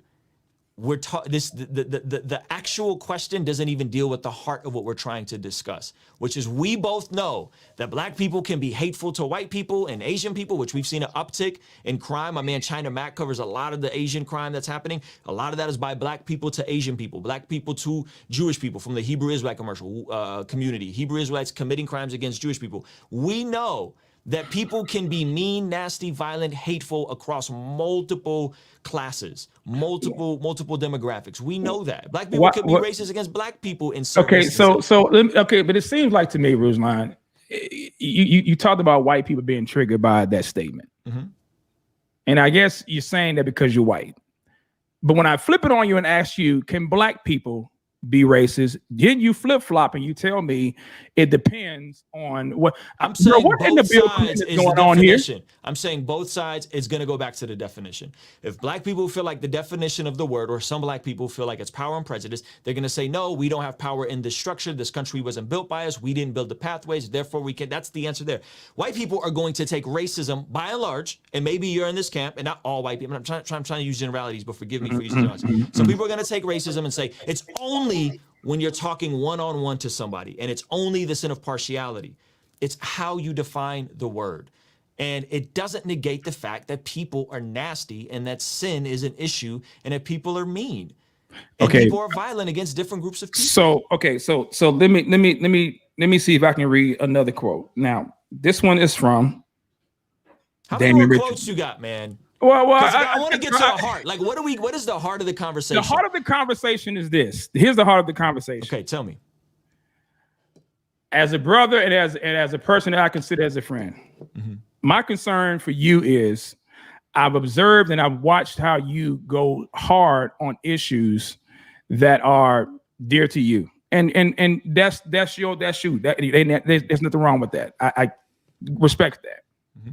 But when it comes to issues like this is why I asked you the question about unity. If unity isn't essential, and you got black people that are saying that white people are racist because of a demonic doctrine like CRT that is now crept into our churches and are guilt tripping and having people, white folk, bow down and wash black folks' crushy, ashy feet. And you're telling me nonsense. That's nonsense. But see, it's nonsense to you, but it ain't nonsense to the person who's been white guilted.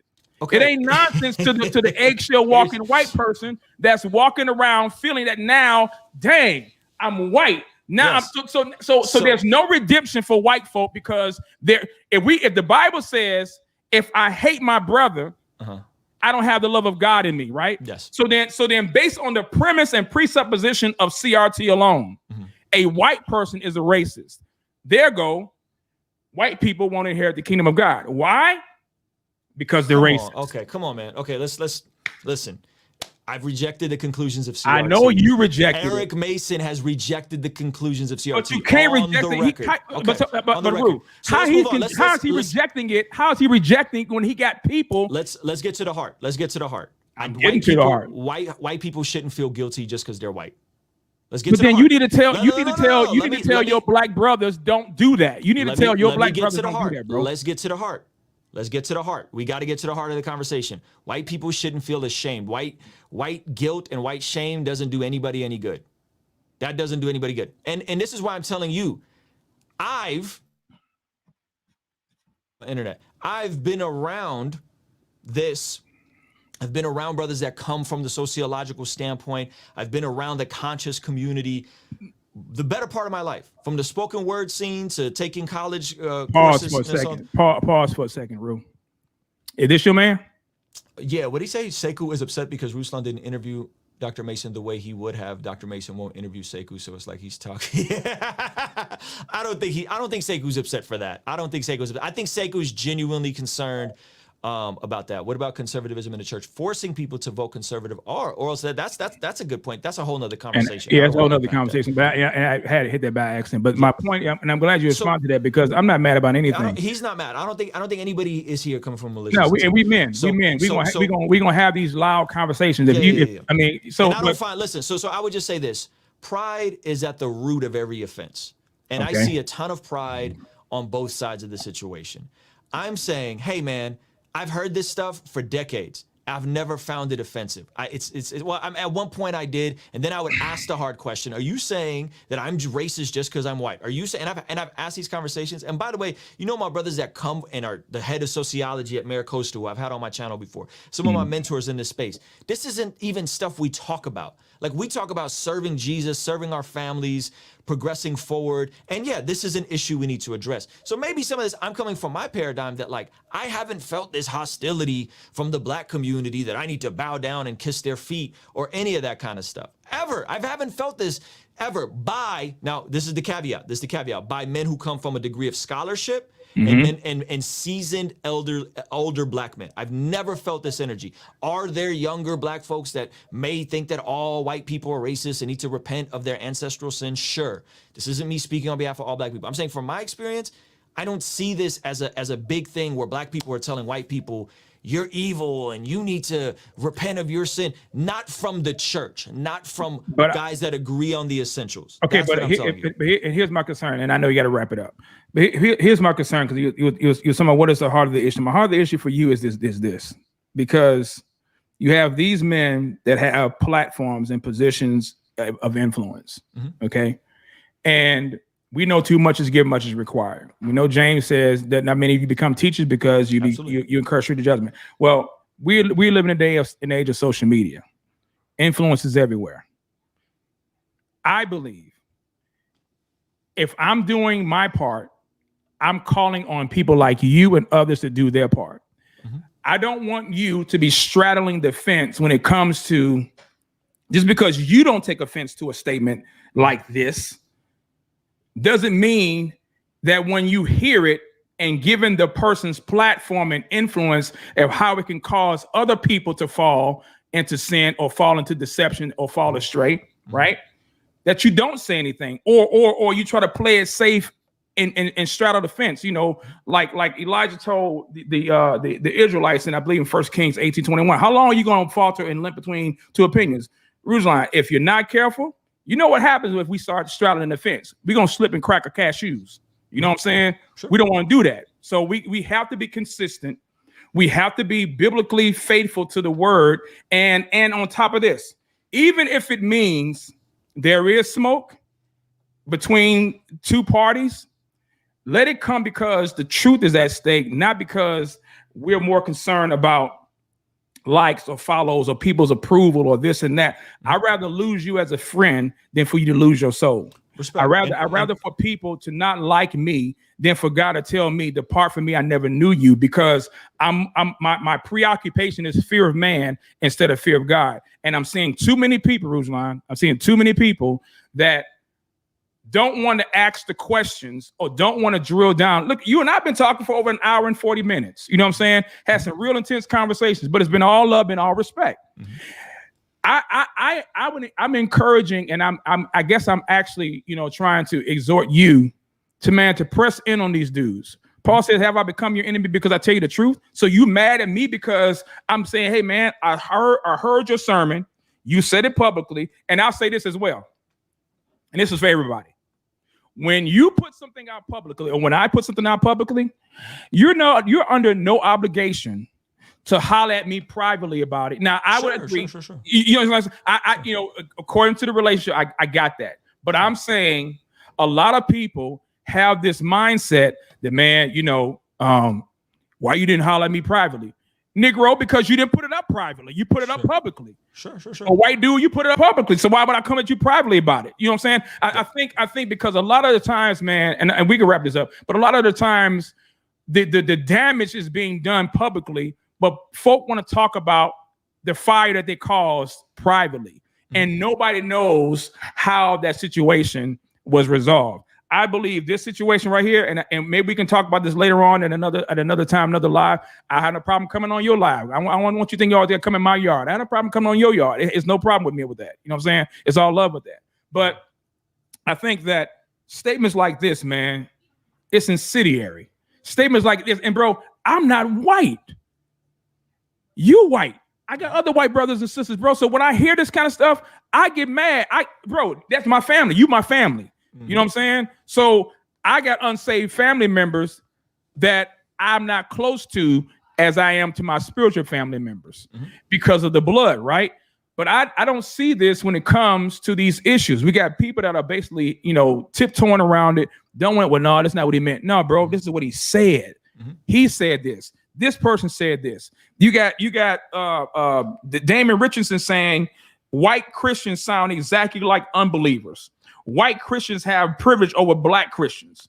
Christianity, as it is practiced in this country by the majority of whites, has done little to nothing to affect the conversion, the conversation of racism. It must mean that the majority of them are not practicing biblical Christianity. He's talking about white people. He says this, and I'm just giving you some quick quotes. He says, black people cannot be, he said, black people can be racist too. He's now mimicking or mocking somebody else. Damon Richardson is. He says, I don't know who told you that lie. Let's straighten that out right now. Black people cannot be racist. Now, it might sound crazy, but it's only crazy because you've never learned the right definition of racism. And I mean, he just goes on and on and on and on. Let me just say this. I'll quote back Augustine to you. Yeah, okay. In all things, yes. In essentials. In essentials, yeah. unity. Yep. and the non-essentials liberty, and all things charity. Got that. If we could have more charitable conversations, if we could believe the best about each other and not go for the ad hominem attacks and presume the worst, I think we would get further along in these conversations. That's what I'm here for, is to have conversations about that. I believe Dr. Eric Mason means well. I believe Dr. Eric Mason is preaching the gospel. And if he thinks all white people are evil or whatever, I'll disagree with him. I'm saying I don't even know what his position, based on everything he told me on the channel, he doesn't believe all white people are evil. He doesn't believe all white people are racist. And I also think I would not be so, I just don't get so offended about this stuff as a white man. I just don't. Yeah. I just don't find that this offensive. It's like, yo, if the essentials are preaching the gospel, I can lock arms with somebody that I disagree with on secondary issues. I can, and these are like, these aren't even secondary issues. These are social issues. These are social views about these things. And I think there's something to us where we're so sensitive about having a disagreement on this. And again, maybe it's because of my experience. Maybe it's because of the way black men have served in me, and I've never had this shame and this guilt and kiss my feet. Never. That's not the energy of anybody that I'm around. You know what I mean? Not from Dr. Eric Mason to the KBs to Dr. Bruce Hoskins to all these brothers in my life. Never have I felt that energy. And so if people are hearing stuff, they're pulling stuff, and that's the way it makes them feel, that's a different conversation. What is the heart? And I would say this, are we allowing God into our heart with these conversations? Are we allowing Jesus in our heart and asking, why does this hurt me? Why am I so offended by this, right? On both sides, because what's happening is, and I'll tell you, and I'll be honest with you, I think both sides are doing, if we're going to talk marketing and content creation, right? So and I don't mean to infer this on such a sensitive conversation, but both sides are not doing the best branding, not doing the best marketing. When you say stuff like defund the police, abolish the police, whiteness is blindness, these are not the best phrasing. And as well, Marxism, you have Marxist tendencies. All school funding is Marxism, right? You're projecting cultural Marxism. The branding and the word association on both sides is just terrible, and no one's really trying to get to the heart of what is the issue. Oh, the issue is offense. One side feels offended for these reasons, the other side feels offended for these reasons. What are we ultimately after? How can we progress and contextualize the gospel? That's what I'm here for. Yeah, and I think that's good, but we will talk about love or charity, meaning love. Love does not rejoice in unrighteousness. Love rejoices in the truth. How can we walk together if we don't agree? Okay, let me end you with this. Okay. Did you know that Vadi's daughter put out a book? Vodi's daughter? No, I did not know. Okay, so look up her social media. Go see what she thinks about his views. Okay, no. There's enough. I say this. There's enough discretion and discrepanary things here that if folks could be in the same household and disagree on this, maybe we should be a bit more charitable. Is his daughter married to old boy? I don't know who she's married to. I just know she doesn't rock with all the. If she's the one that's married, if she's the one that's married to I know y'all know what I'm talking about, but if she is, I'm not surprised. And I'm not saying it as a jab. I'm just saying I wouldn't be surprised if that's her. If she opposes her father's views, it wouldn't surprise me because home. It wouldn't surprise you.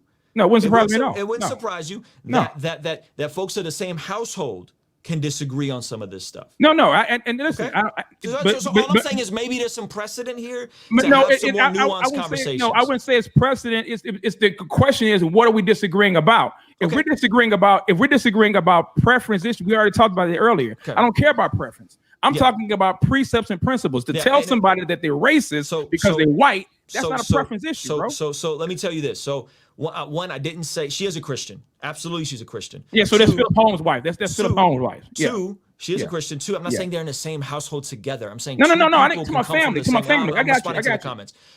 Three. Here's what I'll do. I challenge you. Bring on Pastor Roy Dockery, bring on somebody that is in this wheelhouse and have this conversation with him and unpack these ideas with him, who's a little further left than I am. And tell you what, give me his information. I'll give you his information. Give me his information. And this is what I'll do. I'll bring on some black leaders and we'll make it very clear, Pastor Roy Dockery, Bartholomew Jones, on where folks differentiate and reject CRC. Are you going to invite me onto the live? Am I going to be invited as a panelist, or you just somebody just have me watch you? No. I'm saying this is what I'll do for my platform. I don't have a problem with inviting you to the live. I'm saying there's a whole sheet put together by pastors to dispel this whole CRT conversation, because now this is the latest phase. Everybody wants to, so we'll do that on my platform. I don't have a problem with bringing you on for that. Please. If I get the daggone internet to work. And so we'll go through all the particulars. Yeah. We'll go through all the particulars, and again, you talk to Pastor Roy Dockery, who's going to be further left than me, and maybe he aligns with some of these definitions more. Maybe he thinks, is he white or black? He's black. Oh no, because I don't know who. He's black. Pastor Roy Dockery is dope. Okay. And so like, let's progress the conversation, because if you truly are after church, if you're truly after the truth in the conversation, then I'm on here defending my affiliation for an affiliation of an affiliation. Like, I'm not you know me, bro. I'm a capitalist. Yeah. And by the way, I gotta do this real quick though, Ru. I gotta touch this real quick. Forgive me. I gotta address this. I gotta address this. This is I can't do this one here. Of course. And what is this? So this is one of my cousins. This is one of my cousins. And I can't let you rock that. I can't let you rock like that. What is she saying? She's saying one of my Facebook friends, Brenda Dolan Lemon, who's white. Your people have been racist and still is. No. This is why my people have been racist. I'm confused. No, not you. I guess there's a conversation. She's clapping back at somebody. Yeah, there's a conversation that's and I can't do that because that ain't cool. Number one, I know Brenda. Number two, Brenda's not a racist. Number three, if she was, I would have been checked before you came onto the chat. Trust and believe that. This is why. Renee your cousin? Are you saying Renee's your cousin? Renee's my cousin. Yes. So Renee's checking somebody else that you said you would have checked. That's hilarious. So, yeah. I'll say this. Let me just make this point. If you pay attention to what I'm talking about, where the overwhelming majority of my content, I know people don't have time to watch every video. The overwhelming majority of the application of what I'm talking about on my channel is, hey, personal responsibility. Clean up your finances. Be in a stable marriage with someone that you want to have children with. Hey, don't trick off your 20s. Be careful with the decisions you're making. Think about the future version of you. If anybody's watching the macro messaging from my content, and what I'm telling people is, if you follow Jesus, then your life should look like you follow Jesus. Take responsibility, live this thing out, honor God with your time, talent, and treasure. Can you relate that to my black brethren too? Of course. What do you mean? That's they agree. So okay, here's the thing. Like, we gotta stop acting like these ideas like Dave Ramsey made this stuff up. Like, these are universal ideas, man. Nuclear family, 2-parent household, marriage, saving yourself to like, these are all over 70% of my people ain't married. Hey, that number is extending across all ethnicities. Not more than black folk, but that's another conversation we can have. Black folks, but across the board, that number is expanding. And so all I'm saying is, hey, listen, we are in a spot where I'm going to tell people the gospel truth. I'm going to give them application points and talk about scarce skills, developing scarce, high-value skills, getting out of debt, changing your family tree. But I'm also not going to say there's no systemic issues and not rock with anybody. Stop trying to cancel this thing. I'm also going to not say that there's no precedent to there being systemic issues. Sin is systemic. Okay, not so much racism is like, oh, it's all systemic.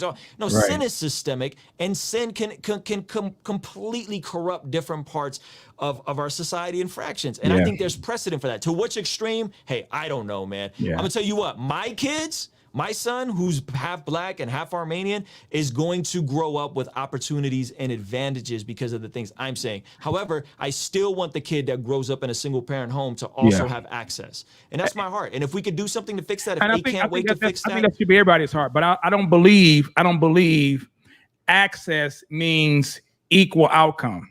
I don't rock with equal outcome. No. Listen. I didn't say you did. I'm Sure. saying that's some views that do hold to that. Yes, And I'm saying that's not biblical. It's not biblical. It's goofy. Totally anti-biblical. It's goofy. Yeah. But what I would love to see, is if our tax dollars are going to stuff, let's at least let that give people an equal shot at education, equal shot at stuff. That's another live for another time, my brother, because you already know where I'm gonna go with that. You know, I actually don't know where you're gonna go with that, but I don't know how any Christian can vote Democrat. There you go. Okay, so that's again whole nother conversation. I didn't vote Democrat, so don't put them thoughts on anybody's mind. but what I will say is. What I will say is, I want people to have equal access to opportunity. That's my heart. I don't think that's a wild. I don't want equal output. I don't think that I should get paid what LeBron James gets paid to play basketball. Okay, I don't believe that. I don't believe equal output's good. I think it's terrible. I want equal access to opportunity. And hey, and by the way, I'm taking it and making it my responsibility to help brothers that maybe did make some mistakes when they were younger and went to prison. I'm making it my responsibility to pull other Christian creators up, to be generous with my platform, to appear and have conversations. I'm making it my responsibility, not the government's responsibility. And I believe if we all did that, as your platform gets more popular, and I believe you're going to go full time with this thing, by the way, brother. Like, I think you have enough of a personality. You're doing a good job. There's people here. I think it's gonna happen for you. Appreciate that. I believe that we all need to take that and say, okay, what about the next generation of creators? Let me pour myself into people. Let me create economic opportunity for people. Right. Because I don't expect the government to do it. I don't expect that the government is gonna do a good job of it. Hey, let's like, what if this happened? What if 10, 15 years from now, you're worth 7 figures, I'm worth 7 figures, and we chip up and we say, we're gonna put together some grants for these brothers that are coming out of prison so they can go through barber school debt-free. Yeah. What if we did stuff like that? What as the church, what if we put our chips together and actually help people who made some mistakes but transitioned out and do some? I got a buddy that's going through barber school right now. When he got out the first time, he couldn't because California didn't allow ex-felons to go through barber school. Guess what? His life is completely different. He spent the majority of his adult life in prison. He's going through barber school, crushing it. He's cutting on the side. He's making good money. He's literally transforming his entire life because of an opportunity to do something. Like, what if the church was behind stuff like that, or not the church, like as in like the local church, but like I got you. I got you, Sam. I mean, it starts with families, but families have to have true godly biblical discipleship, and it starts in the home. You know what I'm saying? And that's what I believe the enemy is attacking families so hard, bro, is because you get the head out, then the family, then the rest of the body falls. And but again, I think we need to be more profound. That's why I love what you and your wife are doing. Yeah, man. What y'all channel together. I think we need more family stuff. And to talk about this, because by the way, this Christianity is true. Oh yeah, yeah. Christianity is true. Fact. Wisdom will be proven right by her children. Facts. So all this stuff of like, just follow your feelings and do all this stuff over here. We know how that ends. We know how tricking off your 20 plays out in your 30s and 40s. We know how multiple kids with multiple moms is going to work out. We know how multiple marriages is going to play out. We know the tension that's going to create on somebody. Yeah, that's real. We do need to stand on the gospel and the truth and preach that. I'm just not going to draw hard lines with people based on a difference of opinion. I'd rather have the conversation and try to lead people to the solutions. Yeah, and I can appreciate that. My only thing is I would hope and pray once you have those conversations that you love them enough to call them to a right framework, which is a biblical worldview regarding these opinions that they're now putting out there as objective facts. And I think that's what we have to work through and be patient with each other. But when it's clear where it's causing division, bro, the line in the sand is already drawn, and we either going to pick one side or we going to be on the other side. But we can't be straddling it like that. Let me just say this, because this keeps coming up. What's that? Black fatherlessness. Okay. The numbers are the numbers. If a community has an issue with fatherlessness, obviously those numbers are going to impact how these things play out. My only commentary on that would be, hey, let's not just deduce black fatherlessness to black people got an inferior culture and don't know how to, like, or they're just dumb. Like, that's my only issue when that gets brought up, is like fatherlessness across all boards is up. And obviously fatherlessness in general is bad. Fathers should be present. I agree. But I think since we're talking about the black community, it's more, and this got to be real. These are the facts, bro. I pulled the numbers up. The fact is, the black family, when it comes to fatherlessness, is at a higher rate than any other ethnic group. Okay, and we make up the least. We're 13%, but 50% of the crimes are committed by 6% of black males. So not all black males, but I'm saying we're just talking about the rates and regarding that. Sure. So I think we can connect crime to relative poverty. Jordan Peterson made that point. You connect crime to not absolute poverty, but relative poverty.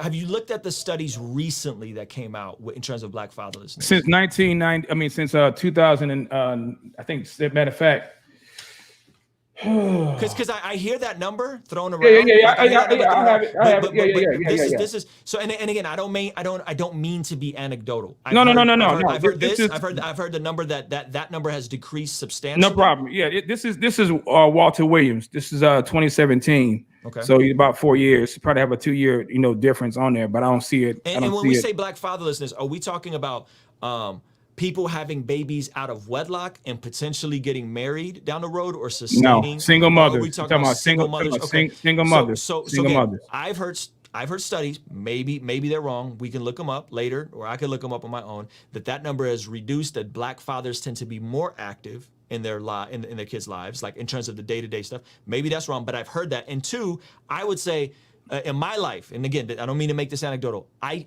don't know a single black father that's not in his kids' lives. I can't think of one person that's not again, you're talking about marital status versus them spending time. I'm talking about all the above. But it's still over 70%.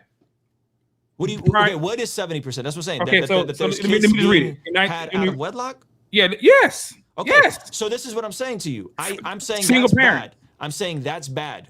What I'm saying is there are situations, from my understanding, of folks having kids out of wedlock and still staying together, folks having kids out of wedlock or in wedlock, getting divorced but still being active. No, I'm talking about single parent households. Okay. Single parent households is over 72%. In fact, it says it right here. In 1960, just 22% of black children were raised in single parent families. 50 years later, more than 70% of black children, were raised in single parent families. Okay. End quote. So again, I saw a study that recently came out that said that black fathers are active in their parents' lives. I'll pull it for you. I'll send it to you. We can go back and forth and text. Yeah, because 1938 Encyclopedia of Social Scientists says that matter of fact, 75% of black children are born to unwed mothers. Okay. Unwed mothers and abandonment are two different things. That's all that's the first. You got two classes. You got two classes. You had one single parent families, that's 70%. Okay, more than 70%. Then you have 75% are children born to unwed mothers. Right. I understand the unwed mother factor. Yeah. But it's still 70%. It's still in the high 70%. And I would say, it's still bad. Very bad. I would say, how does it look according to other ethnicities? Right. It looks bad because we're the minority. Okay. You're not. Listen, I understand that it's bad. I'm not disagreeing with you that it's bad. You sound like you're on Ruslan. I'm saying if it's 70% black and it's 50 or 50% or 60% black, I'm saying that number seems to be across the board. I'm referencing a study that I don't have to pull in front of you right now because I wasn't going to debate black fatherlessness with you. But I'm saying there's a study that came out recently, like keeps going out. That came out recently. That they studied. And they said that black fathers tend to be more present in their homes. That's probably true. Yeah, I mean, better compared to what it used to be. Yes. So no, compared to other ethnicities, that came out. It's still recently. Compared to what it used to be. Okay. Yeah, what it used to be, but that's but kids out of wedlock has went up across all ethnicities in America. We got that across the board. Okay. I'm just dealing with the disproportionate number. Let me say this. Sure. And then I said in my personal life, life, I don't see that as an issue. And I have a lot of black fathers. I know the majority of my friends are black, and they're very active in their kids' lives. Even some of the ones that are divorced are very active in their kids' lives. And third of all, obviously we want people married and to have families. This is why folks from other countries that are black come over to America and crush it. This is why folks from Ghana, this is why folks from Nigeria, this is why, right? They come over and they just on every measurable metrics and many times outperform. So you're dealing with culture. You're dealing with culture. Right. So, and again, we went back to the conversation of how did we get here? Yeah. How did we get here? That's probably where we may disagree, is how did we get here? Yeah. Was it just corrupt culture, bad, lazy, poor, dumb people, or was No. there something that happened that made these situations, influenced these situations, made them worse? I would say the war on drugs was a big deal. I say the war on drugs was a huge deal, and I would say if we look at these the fatherlessness, I would say it went up once you got more of these fathers out of the home and into the prisons, which we know how many people we populate in the prisons, which is a whole nother conversation. Yeah, so, we definitely gonna pick that one up at a different time. But man, anyway, I appreciate you, man. We'll keep the dialogue going. Yeah, man. Listen, bro, I appreciate you sharing 2 hours of your time, man. Let people know how they can get in contact with you. Check me out on YouTube. This isn't something that I spend a ton of time talking about, but this is not something that I'm not going to talk about just because it's inconvenient for me as a white Christian YouTuber. Like I'm not afraid to talk about and highlight different voices. You know what I'm saying? And by the way, again, I'm not claiming to be the authority on all this stuff. I'm saying from my experience, from the folks in my life, this is how I've seen it play out. These are the studies I've looked at, and it seems like it's more nuanced than just this is culture and personal responsibility. I think it's more nuanced than that. Yeah, I appreciate that. For those of you who have just joined us, we're about to end it. But yeah, sorry, you've been staying out here with us. Appreciate the comments, even the heated ones. Definitely appreciate you all joining us in this conversation. I believe this is just my opinion, Ruslan. I believe that we probably proved some people wrong in this discussion. That we can have these types of dialogues, and it can be respectful, it can be real. It can be raw. Thank you for never attacking me or trying to make me feel dumb or make me feel, even if some of the comments did that, like I appreciate you never becoming an attack of like me as a person. So I think that's so necessary for discussions. Yeah, there's no. I mean, what would be the goal? You know what I'm saying? I don't get down like that. You know what I'm saying? I know people can misperceive what I say and things of that nature. But if my goal is to have conversations, bro, then that's what I meant. That's why I told people I don't have any script. I believe in having these off the dome. You had studies though. You had studies and videos. But brother, listen, hey bro, I gotta come with. I got quotes. You know what I'm saying? One thing I don't want to do. I don't want to misquote somebody's statement. You know what I'm saying? Because I hate when somebody do that to me. So I want to make sure that I, bring the receipts and say, hey, this person said whatever. You may not agree, but boom, here's what they said. Play the tape back. This is you on tape, R. Kelly. This is you. You know what I'm saying? So, but that's just how I move. But no, man, I respect the conversation. I respect you. I appreciate the dialogue. I really hope and pray we can have, more of these dialogues, man. I believe that it'll be helpful to those who are watching this, and maybe your boy Alan would jump on and say, hey man, okay, he didn't maul Ruslan. He probably won't bite me either. No, I won't bite you.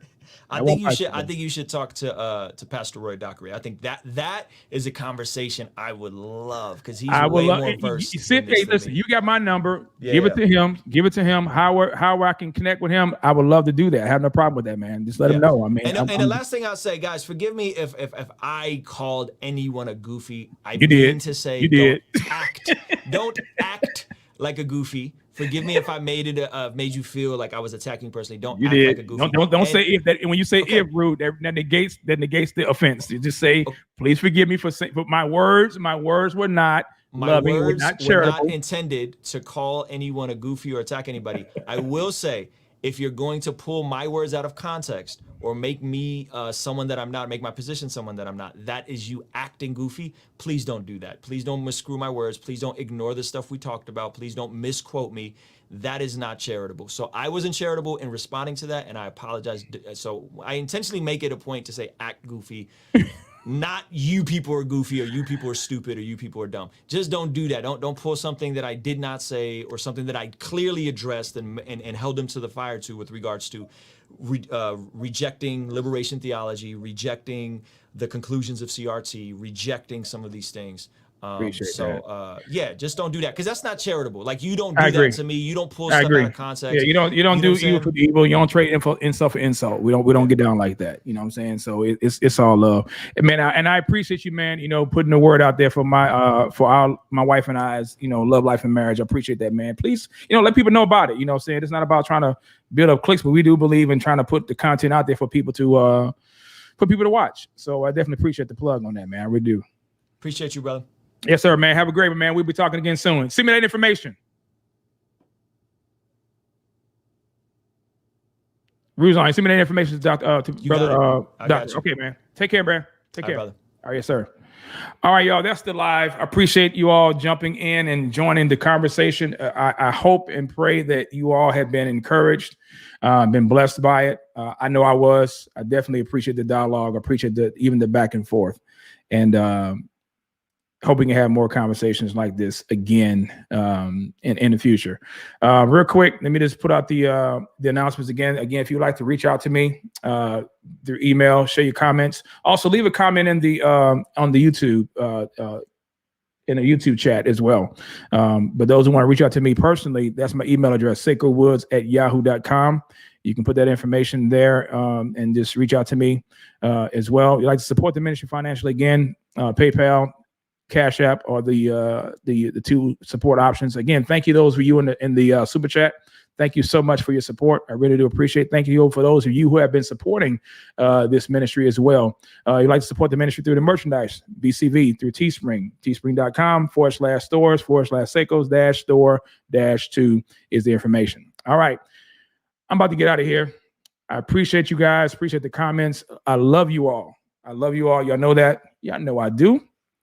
Y'all know I do. You guys have a great day. Blessed Lord's Day as well. Y'all know the drill. Whatever you do, do all to the glory and honor of God. God bless.